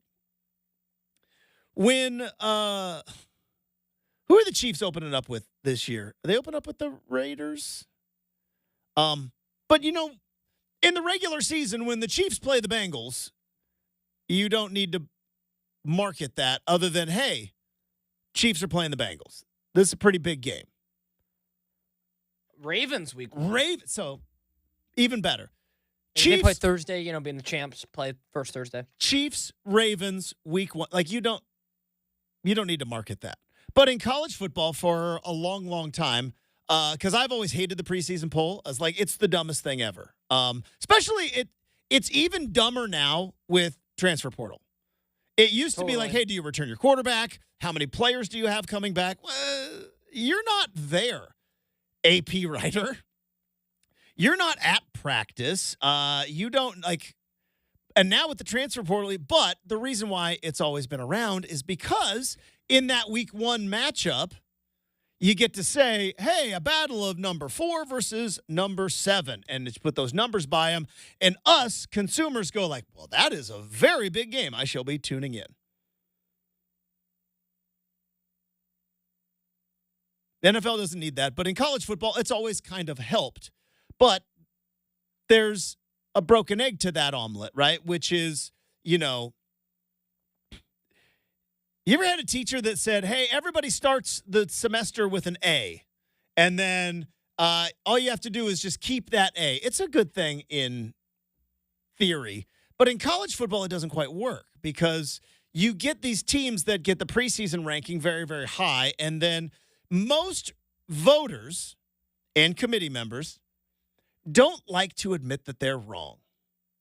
I admit that I'm wrong all the time. Most media members don't like to admit that they're wrong. They don't like to admit that maybe if they put this team up there at number 4, and they clearly were not the number 4 team in the country, they've lost it. Well, they make excuses and keep hanging around, and it soils the top 25. So I wonder how much longer it's going to be. That being said, I was asked yesterday on Rip City Drive, Chad Doing put me on the spot. He said, Justin, give me your top 5 right now. And I go, I wasn't prepared for this. And I threw out some teams and I thought about it. So here is my top 5, July the 24th, my top 5 in college football. Brenden, feel free to throw the challenge flag at any particular time. I am very curious of your thoughts. But I believe number 1 team in the country, I think Texas is the best team in the country. They were in the college football playoff last year. They returned their quarterback in Quinn Ewers. They have crushed it in the portal. They're recruiting at a very high level. I think Sarkisian he's got, even though they're heading to the SEC, I think Texas is still very, very much a factor. So I got Texas at number 1. Because I am not a homer all the time, I'm going to put Ohio State at number 2. I got Ohio State number 2 in the country. Number 3, watch out for the Georgia Bulldogs. They won back-to-back championships, were not in the mix last year, beat the dog out of Florida State. Now, I realize that was kind of a fake bowl game. But Kirby Smart is one of the most aggressive coaches out there. And I think him not making the playoff a year ago, that little bit of a hiccup, they went to work. So I got Georgia at number 3. I'm going to go Oregon at 4. 5 is where it gets tricky. I still think Alabama is a top 5 team. I still do. They didn't get as decimated in the transfer portal as everyone anticipated, right? Everybody thought Nick Saban's going to leave. Mass exodus out of Tuscaloosa. Credit to Kalen DeBoer. He went down there. He held the house together for the most part. Sure, there's some leaks here and there. But I still think Alabama is a top 5 team. That's my top 5. I would throw Florida State in there, but Brenden, I don't have any faith in DJU to quarterback. Or should you? To quarterback a top 5 team? I don't. Or should you? If I were to, I think he's good. Sorry, go ahead. I think he's good. Yeah. I don't think he's Dylan Gabriel. I don't think he's Jalen Milroe. I don't think he's Quinn Ewers. You know what I mean? I don't think is it Beck. Yeah. So someone asked me any of those guys. Yeah. No. I think that's a perfectly fine top 25. Not a lot. Texas is interesting at number 1. I maybe would have thrown Ohio State at 1 and gone Oregon 2, Texas 3. I am obsessed with returning quarterbacks. Yeah. No. For sure. And I think Quinn Ewers coming back. That's why I kept Alabama in there at 5. Totally. And Jalen Milroe obviously there. But no, Justin, something that I think is not talked about enough. And probably because everyone's like, oh, he played at Oregon State last year, and Oregon State, we know what the Oregon State narrative is in major college football. But I'll sit here and say this on, July 24th for anybody that's listening down in Tallahassee. Yeah, they're listening down there. Tallahassee, as they said in The Office, man. Shout out. Is that Florida Stanley? Oh, man, no. So I would describe it like this, right? Because someone's like, what was it like? Someone randomly asked me, like, what was it like to talk to DJU this last year? And I'm like, he was one of the bigger star power names Oregon State's ever had. 100%. Ever. Like, ever. Steven Jackson. Since Steven Jackson. That's it. That's the list. Like, true. In terms of guy coming in. And, this is just my opinion of DJ. And one of the nicest kids you'll ever meet. But to me, there wasn't that I'm going to eat your face off to win I know what you mean, mentality with him. And Bo Nix had that. Michael Penix had that. I think the great quarterbacks are like, wait, I need to break your will. And again, maybe I'm right, maybe I'm wrong, but I think my knock on DJ was it's a little too casual. Like, to where it's like, he misses a throw on fourth down that could have beat Washington or could have helped beat Washington in the game in Corvallis. And you ask him about the game, he's just kind of like, I missed the throw. And it's like, so it wasn't surprising to me that he used Oregon State as a springboard to a new situation. That being said, Justin, he was ran out of the ACC and Clemson once before. Mm-hmm. I think Florida State's going to be good. Like, he will have way better talent around him, sure. But I think y'all will find out. There's a reason that Bo Nix and Michael Penix are in the pros, and DJU, who was ranked higher than all of them coming out of college, actually tied with Bo Nix, for fairness. Fairness. He's still playing in college, Justin. He's still playing in college. And are there anybody who's like, I got to go draft DJU next year? Not really. All right, here's my wild card team in about 90 seconds. My wild card team, and nobody wants to talk about this. Either Oregon fans, neither Oregon State fans want to for their own reasons. And that is because of the head coach and the running back. I think Miami's going to be good. I do. I think they're going to be good. I don't know if some guy who I don't know if they're going to be national championship. I think they can make the playoff. No, don't get me wrong. Cam Ward is good. Cam Ward's very good. They got Damian Martinez is really good. They have a very I know that the knock on Cristobal is he's a big dumb doofus on the sideline and doesn't know how to handle timeouts or clock management and all that stuff. But I think Miami's going to be good. Damian Martinez probably get 30 carries a game. I mean, like, you just think about his workload.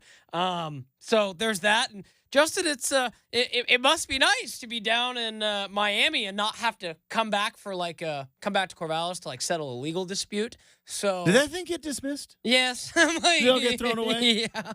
So convenient to not have to come back and deal with that. But no, honestly, like I said, I think Miami's going to be good. They will, and I've told you this before, Justin. And Oregon fans, by the way, need to get over that. I like to joke, but I've told you this before. I like to be consistent.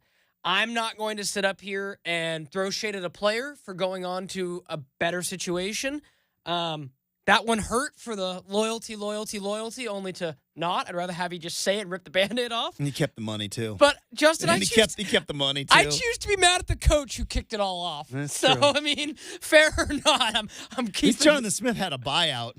Paid. Yeah, he did. Damian Martinez was like, what's it going to take? A couple $100,000. Thanks. I'm going to keep it anyways. Yeah. And then I'm going to go on. So all that to say, yes, Miami could be really good. They could be. All right, Make or Miss coming up next. Before we get to that, I do want to let you know about Pay Pup City from the Trailblazers. That's right. It's presented by Tava. 1.4-kilometer walk around the Moda Center for Rip City fans and their dogs to get together this offseason. Check out both dog and human-friendly vendors like Stumptown Coffee, Portland Pet Food, Blue Star Donuts, and so much more. Each ticket purchase receive entry, Pup City swag, a ticket to an early season Blazer game, and a donation to the nonprofit partner, One Tail at a Time. Get complete details at ripcityradio.com. Make or Miss next, 620 Rip City Radio.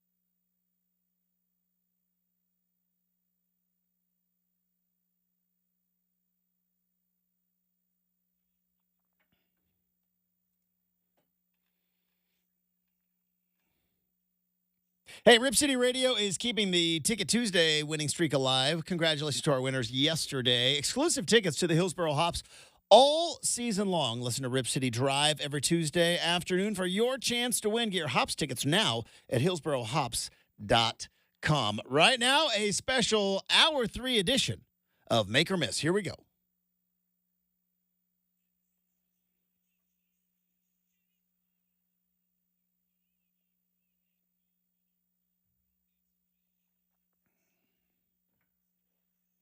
All right, let's go ahead and fire up Make or Miss here on a Wednesday, Yeesh. Justin. It is better to reset at quarterback, find a great one, than overpay for a good one. Oh, 100%. That's a 100% make. Looking at Dak Prescott. Yeah, and Because they're talking about paying Dak Prescott more than Mahomes makes. Dak Prescott ain't Patrick Mahomes.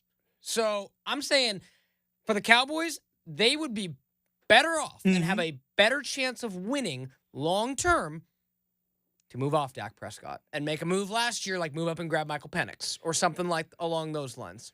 If they believed someone like he was the guy, or Bo Nix or whoever. But I think we've kind of seen the Dak show. I don't think he's an elite quarterback, Justin. all right, they were very good last year, though. They and it were. was maybe Dak's best year he's Probably. had of his career. Maybe since the first year when he beat out Tony Romo. Yeah, let's and look. nobody quite knew exactly what was going on. So I would. His rookie year was great. I had fun rooting for him his rookie year. That was fun. But, yeah. Here's the problem with Dak Prescott is he is outside of Mahomes, and I would say Josh Allen. He's the only quarterback that has the expectations of if you don't win a Super Bowl, it's a failure of a season, right? Herbert doesn't have those expectations. Burrow made it to a Super Bowl, but if they don't make the Super Bowl, it's not like he's a colossal failure. Trevor Lawrence doesn't have it. I think Josh Allen is the only one outside of Mahomes and Dak Prescott who, if you don't make the Super Bowl, if you don't win a Super Bowl, it's a failure. And, I mean, what Joe kind of- Burrow might be getting close to that. getting there, but coming off of an injury, I think Well, the Dak fact that he made a Super Bowl, I think, bought him some time as well. But like Dak Prescott, this is a Cowboys thing. You know what I mean? If Dak Prescott was doing exactly what he is doing right now, but was doing it for the Washington Commanders, we would be celebrating him, wouldn't we? Wouldn't we be just not throwing a parade, but I don't know if we would say, oh, he's a mediocre, you can't overpay him. But this is the fact that he's a Dallas Cowboys quarterback. And by the way, they put this on themselves. This is Jerry going like, hey, them Cowboys, we got to make the Super Bowl. It's like, well, you haven't made one since the 90s. And the fact that you put out this crazy Super Bowl or bust expectation every single year, if Dak Prescott was doing what he was doing, but he was doing it for the Washington Commanders, how would we look at him? The exact same record, the exact same injuries, interceptions, success. I think we'd look differently at him, wouldn't we? Yeah, I mean, for me, It's just that he's Cowboys. yeah, a couple things with that. One, I think this is going to be a crash and burn year for Dallas. I think it's going to be done. Yeah, I think this. Well, let's start at the top. Justin, I don't know if you know this.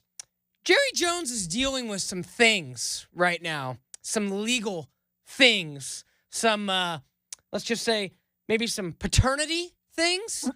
Jerry Jones? Yeah, that is taking up some of his time right now. He's like 90-some years old. Mm-hmm. He still has paternity stuff going on? I thought you got rid of that when you were okay, so the paternity countersuit came to a stunning end yesterday, per the New York Post. Yesterday. But distracted, right? So you can't give your players contract extensions. CeeDee Lamb, who is also waiting around for an extension, not mentioned to Dak, and Micah Parsons. So it's literally like the house is on fire in Dallas right now. Jerry Jones is 81 years old. How old is this paternity suit? He's 81.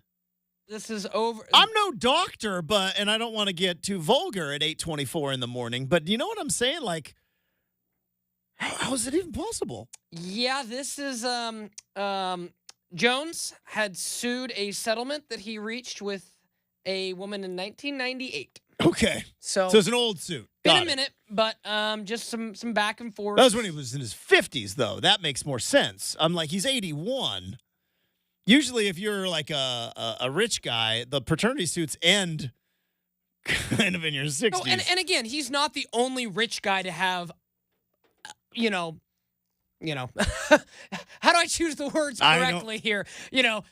Like Game of Thrones, Justin, lots of kids in many different places if you're the king or whatever, right? But, all that to say, I just saw some people say that's led to Dak not having the contract because, Jerry's king there, right? Jerry signs off on everything. So no Dak, no Micah, no CeeDee Lamb.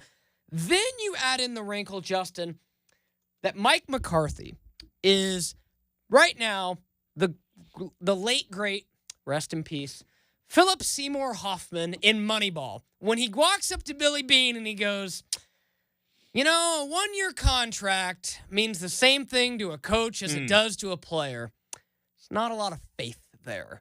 And Mike McCarthy came out this week and said it's incredibly difficult to coach knowing that he is in a lame duck season. And all that to say, long-winded answer, Justin, it's going to crash and burn. They're going to hire Bill Belichick after this season. And that's how Bill Belichick's going to get back in the NFL. This has been Brendan's TED Talk on the Dallas Cowboys.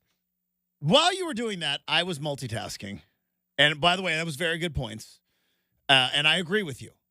Maybe a little hot takey, but I was reading on this paternity suit thing. It's crazy, isn't it? So I guess what happened was like in 1997 or 1998, this woman claimed that she had a child with Jerry Jones. Now he was, I believe, in his 50s at that particular time. So better. again, medically checks out. Better. 81, no. Again, not a doctor, but possible though, right? Medically possible. I'm not going to Google that. No. And you shouldn't Google it either. At least not on the work computer. You can put it on your phone, I guess. No, I think just general layman's understand could be possible. Anyway, continue on. Anyways, and I guess Jerry Jones made her a deal that's like, I'm going to pay you an unannounced sum of money. Sure. For this money, you cannot sue or support any lawsuit to establish paternity ever. And I think then now daughter grows up, is 27, and I think is like probably like the wait. Jerry Jones is my dad. I want some of that money when he dies. And then now where the countersuit comes in. So what a mess. Jerry Jones has a daughter that's my age. How about that, Justin? What a mess. All right, but let's go back to the original question because we talked about quarterbacks earlier. What's the most outlandish thing that I said in that statement? What do you think is the most believable thing in my spiel that you could see, and the thing that you're like, nah, I don't see that, Brenden? Like, let's break it down, positive and negative here. Well, I mean, I don't want to say the most outlandish thing is you saying an 81-year-old can father a child. But no, I meant like, do you think, no, Brenden, there's no chance Bill Belichick's going to go there? No, I do think there is 100%. Bill Belichick's going to coach somewhere. Yeah. He's going to coach somewhere. And Dallas because the most believable thing is that McCarthy he's not a lame duck coach, but there's not a lot of faith that he sticks around. Like, again, the Art Howe thing. Would he need a conference championship appearance to survive? I think so. I don't think a divisional game would get him. I really don't. Everything is kind of within context, but yeah, maybe. That being said, pay attention in Dallas. Where else should you pay attention to for Bill Belichick? Man. Would he go to Buffalo if they fired Sean McDermott after this year? Pay attention in Buffalo. Would that be? Buffalo's a good one. Like, because what if they're like, hey, we've seen this McDermott show. Mm-hmm. We also run up against the wall. Pay attention, L.A. Rams. Pay attention, L.A. Rams. McVay walks, and Belichick comes in and coaches the Rams.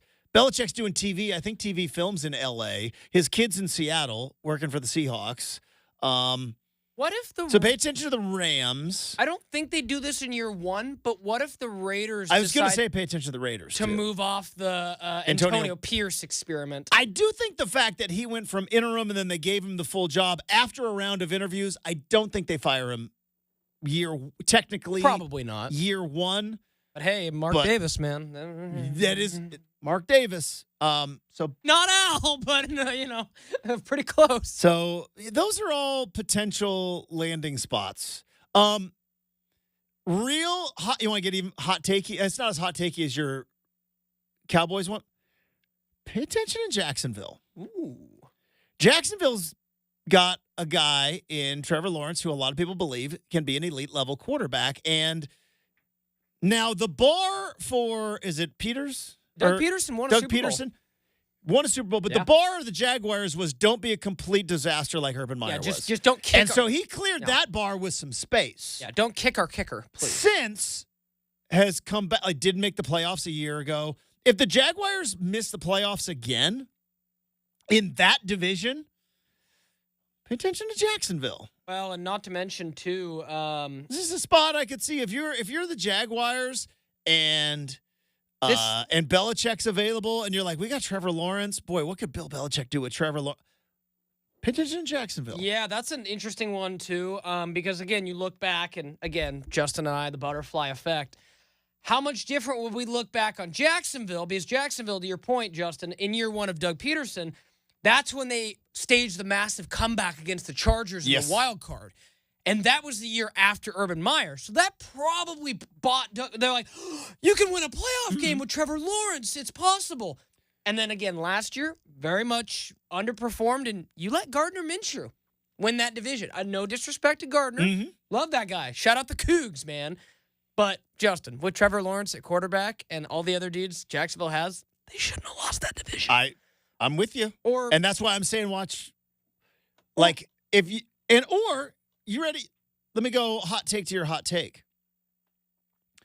There was a full round of coaching vacancies, and Bill Belichick was clearly very vocal about wanting to coach football. Nobody said, yeah. The Falcons even said, no thanks. Second interview, but we're not going to do it. He wouldn't have drafted Penix. Other team to pay attention to, New York Giants. Yeah, Dable could be on the way out, New York Giants. They let Saquon go. Daniel Jones' contract starts this year. Danny Dimes. Now, again, Belichick may go like, I'm not touching that Danny Dimes contract with the 10-foot pole. But that's one I would potentially pay attention to. But, again, maybe Belichick is looked at in the NFL circles as washed or not worth the headache.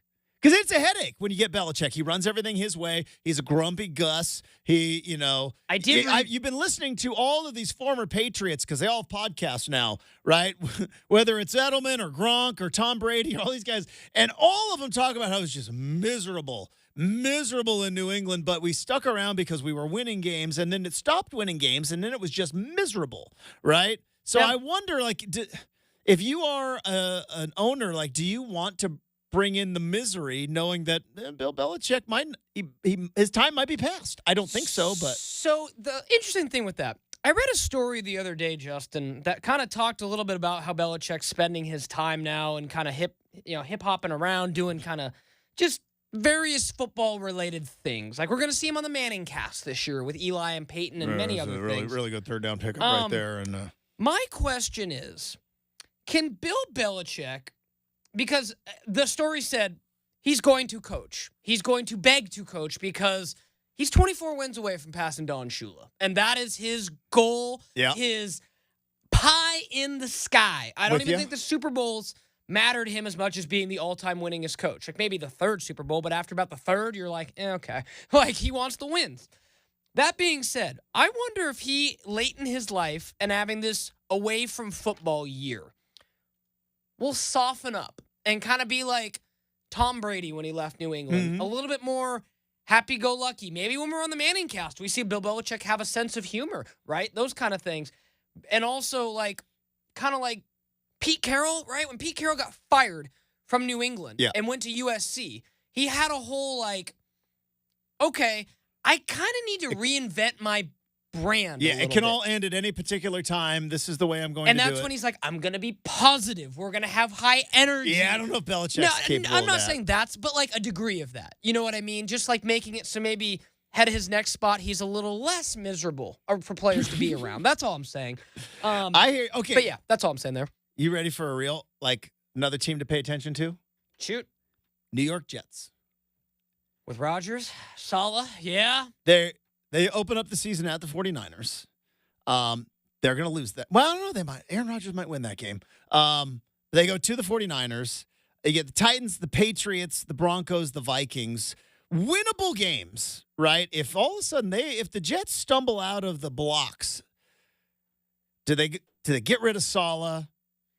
And pull a Bucks with Doc Rivers, pull Bill Belichick off the sideline mid-season. Now that is some stuff. Now we're talking. Now we got some. Could you imagine? Pull him off of the. Is he going to be on the Manning cast on ESPN? Yeah, he'll be on the Manning cast. Pull him right off that Manning cast. I mean, the Colts did it with Jeff Saturday as an interim. They said, "Hey, we'll get you off ESPN. You're going to be our guy for a few months." Let's hold this thought, Justin, because we're going to wrap up Make or Miss with a Bill Belichick-related Make or Miss. Okay. This is not intentional, but it just so happened to come across the radar this morning. Hot take maybe with this Make or Miss. The 49ers would have been Super Bowl favorites over the Chiefs if Shanahan got Belichick to be his defensive coordinator. Yes, 100% make. Yeah. That team would have been 100% make. Unbelievably nasty if they had Bill Belichick. I love the. I mean, they've already. Okay, so think about all the weapons they have on offense, and we could make an argument whether it's McVay, whether it is McDaniel, whether it is Mike's his dad, Kyle Shanahan. All came from the Mike tree, so I get you. We could make an argument who is the best offensive coach in the game right now? Right? Is it Mike McDaniel? Maybe Zach Taylor even has a case. Is Zach Taylor? Is it Sean McVay? Right. Is it Kyle Shanahan? It's one of those guys, though. Am I missing anybody? Of those four, I don't think I'm missing anybody. Not Gannon in Arizona. Well, we got to remember Andy Reid. Duh. Can we get the guy who's got 2 straight Super Bowls? Yeah, there's Andy Reid, too. Andy Reid's the best offensive mind in all of football right now. 100% Andy Reid. Thank you. Good See, pull. that's why we look. After that, you could make an argument that Kyle Shanahan might, or maybe he just has the best weapons. I mean, I don't know. But he made Brock Purdy a 7th-round draft pick into a pretty good quarterback. Matt Ryan was MVP under him with the Falcons. So all those things. So, that being said, you take that with all those offensive weapons, and then you put a Bill Belichick defense out there with a Bosa. Who is it, Wagner? That dude's everywhere. Fred Warner. Warner. Yeah, Fred Warner. Oh, he's so good. That guy Fred is Warner's everywhere. So good. Everywhere. But no, Hufanga, because you can't forget Albany, Oregon, by the way. And I just saw this morning, and it was something. I think you're right. I think if I saw the same thing, too, that Kyle Shanahan basically said, Bill, whatever you want to do. Yeah. Whatever you want to do. And they were like, defensive coordinators, like, whatever he wanted to do. And I don't think it would have been, I think it would have been like a 1-year rental where it's like, I think Belichick could have told himself, hey, let me go rewrite my star. I'm going to go dominate fools, be defensive coordinator again where, hey, I was pretty good with the Giants back in the day.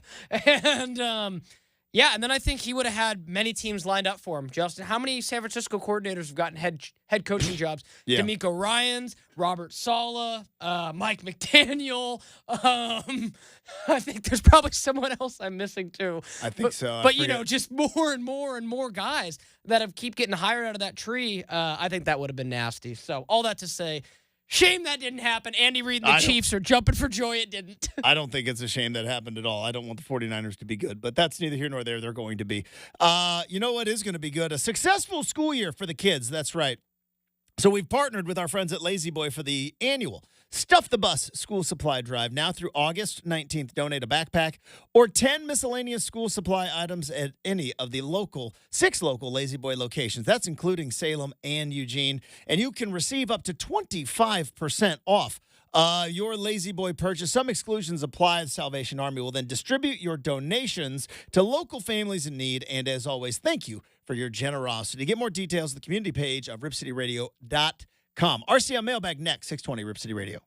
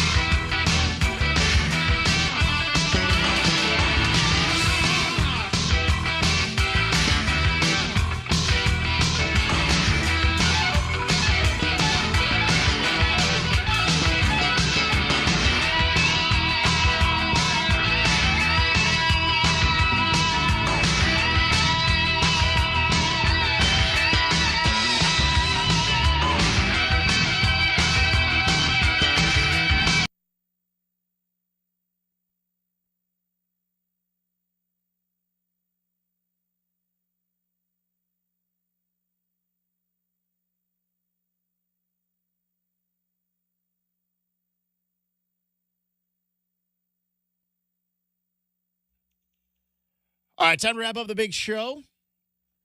Get you ready to attack your Wednesday. I'm going to be heading out, run a couple of errands, and going to the airport, flying to Indianapolis, Indiana, where we're going to be broadcasting tomorrow's show live from Lucas Oil Stadium. Big 10 Media Days presented by Dick Hanna Dealerships. Dick Hanna, believe in nice. And, of course, we thank them for getting us to Big 10 Media Days. So that's going to be it's going to be an interesting show tomorrow, shall we say. It might not be exactly as the show normally is, but that's okay. This is a special day. We're going to be in a football stadium, and we don't know who's going to stop by.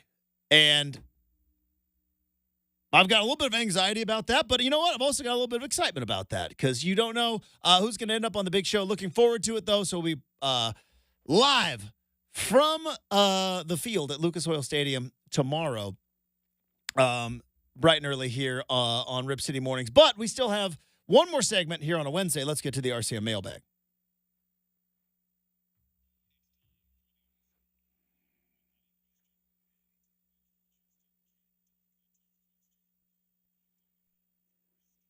All right. Be forewarned, those who are listening, Justin. I'm going to be asking you some questions about House of Dragon. Okay. I have some thoughts, and had some discussions yesterday with a couple friends and family members on various things, and I want to get your take on this. Okay. So this is spoiler alerts. House of Dragon. Let's start with the big news. So, Justin, House of Dragon is made by HBO. HBO, under the same umbrella that Warner Brothers is. There you go. Warner Brothers just said, here, take as much cash as you need to the NBA. $6 billion. Right? And they're like, hey, let's get in a cash measuring contest, right, with Amazon. And y'all can know where you're going to lose that one, but even still. But, right, and Justin and I have looked up what Amazon's profits are. You will not win, Warner Brothers. No, we don't want to go to the store anymore. No. But all that to say, we kind of joked yesterday, a buddy of mine and my brother, that two things. One, we feel like, to your point, we feel that things are getting stretched out because they don't want to kill off Matt Smith. What are your thoughts on that? And that's why they have this whole Damon Harrenhal the entire season, where if it was actually normal time, he may be fighting dragons that actually Can I ask a dumb question? Sure. Who's Matt Smith? Damon. Yeah, got it. Real name, Matt Smith.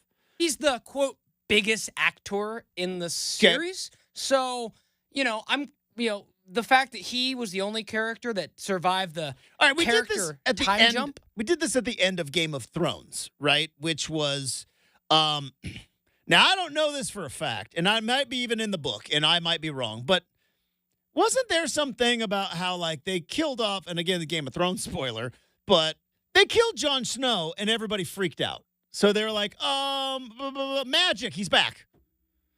I don't know if that was in the book or not. That they brought him back with magic. Yes. But it felt very much like, hey, Jon Snow is dead for the watch, right? And then they all stabbed him. And then there was like, but he's not dead. And it felt like, okay, magic. And because I haven't read the books. Yeah, so and I remember thinking like, well, that's the whole point of the show between Ned Stark getting it early and the Red Wedding and first episode, Bran, out the window. Like, the whole point of the show is that there is no sacred cow here. Anyone can be gone at any particular time. And then they were, like, protecting Jon Snow the whole time. And then he didn't even get to become the leader of the Seven Kingdoms. They let Bran do it and whatever. It feels a little bit like that, where it's like this guy in first season became kind of a fan favorite, and now they're like professional wrestling, like listening to the fans of like, oh, they like him. Like, no. Let's get back. Like, we need a shocking death. Because we need a shocking death. Yeah, because I saw someone, that kind of has read the books and now there are no books for House of Dragon, right? No, there is one book and it's done. It's done. So we're off the book though. So with that though, they've been trying to milk it. And it's like what I talked to my brother yesterday, we're like, we think they could have probably told the story in 2 seasons, Justin, or maybe 3. Mm-hmm. But then you hear, oh, they want to go 4. They're considering 5. And it's like, I like back it up. I'm like, I would pay, Justin, up to $20 a month for HBO. if they would give me awesome like Game of Thrones spinoffs and things, just make them frequent every few months, kind of like what Taylor Sheridan was doing with all his spinoffs, and give me fight scenes, man. Like, I'd rather have a shorter show to have more fight scenes because I'm like, I'm telling you. You're not going to like my response Warner to Brothers took their dragon fighting budget, Justin, and gave it to Charles Barkley. This is just I have one no proof, just my theory. This is just one man's opinion, and I am old enough to have seen shows come and go, and have seen attempts to try to. Joey was a spinoff of Friends. Now Frasier worked, but like Cheers ended, and it was like Friends ended. We just kind of need it to end. Credit to Seinfeld. Went out. Wasn't the best finale, but it was like it's over. Move on. Everybody was at the Sopranos, right? It was like, yeah, it was a weird ending. Okay, it's over. Find a new show. I'm kind of at that point. Game of Thrones was great. I've watched it. I got enticed by the House of the Dragon to think maybe Game of Thrones, keep going. No, I just need to watch a new show. Just one man's opinion. It's probably why I never got into Better Call Saul. It's just Breaking Bad ended. I just need to move on and find a new show. But I also have not a weird habit, but once I start a show, I have to finish it, or at least a season. I don't know if I've quit a show mid-season, but that being said, they're really pushing me. They're testing me with this House of Dragon. Yeah, like this season, I was excited for it. All the characters. I think we just need to move on and find a new show. I mean, again, to that point, Justin, anything in this universe I will watch. And the fact that they've got, I think, 3 more spinoffs. Three more? Oh, yeah. It's too many. We're going back to the very beginning. We're going to in between. Like, can I tell you the worst thing I did? Sure. I Googled some stuff. Yeah. And I was like, because I was trying to figure out. They never really say where this is taking place in the timeline. Right. And so I Googled some stuff. And I'm like, oh, this is 100 years. We're going to need like 9 seasons just to get to like the part of the Game of Thrones that I wanted. I've been turned off by that as well. Yeah, it's understandable. And, like I said, they have a chance, Justin, to swing me back in with these last 2 episodes, but we'll have some doubts. Yeah, I'm kind of over it. I just have some doubts. But they're going to have some cool fight scene at the end, and I'll be like, oh, and then it's going to be a year and a half or whatever, and I'm going to be like, oh, we got to see, and then all of that. All right, that's going to do it for the big show. Thanks to Tyson Alger from the I-5 Corridor. Thanks to super producer Brenden. Thanks to all of you. We are back at it bright and early tomorrow morning, live from BIG10 Media Day, Lucas Oil Stadium in Indianapolis, Indiana. We will talk to you tomorrow.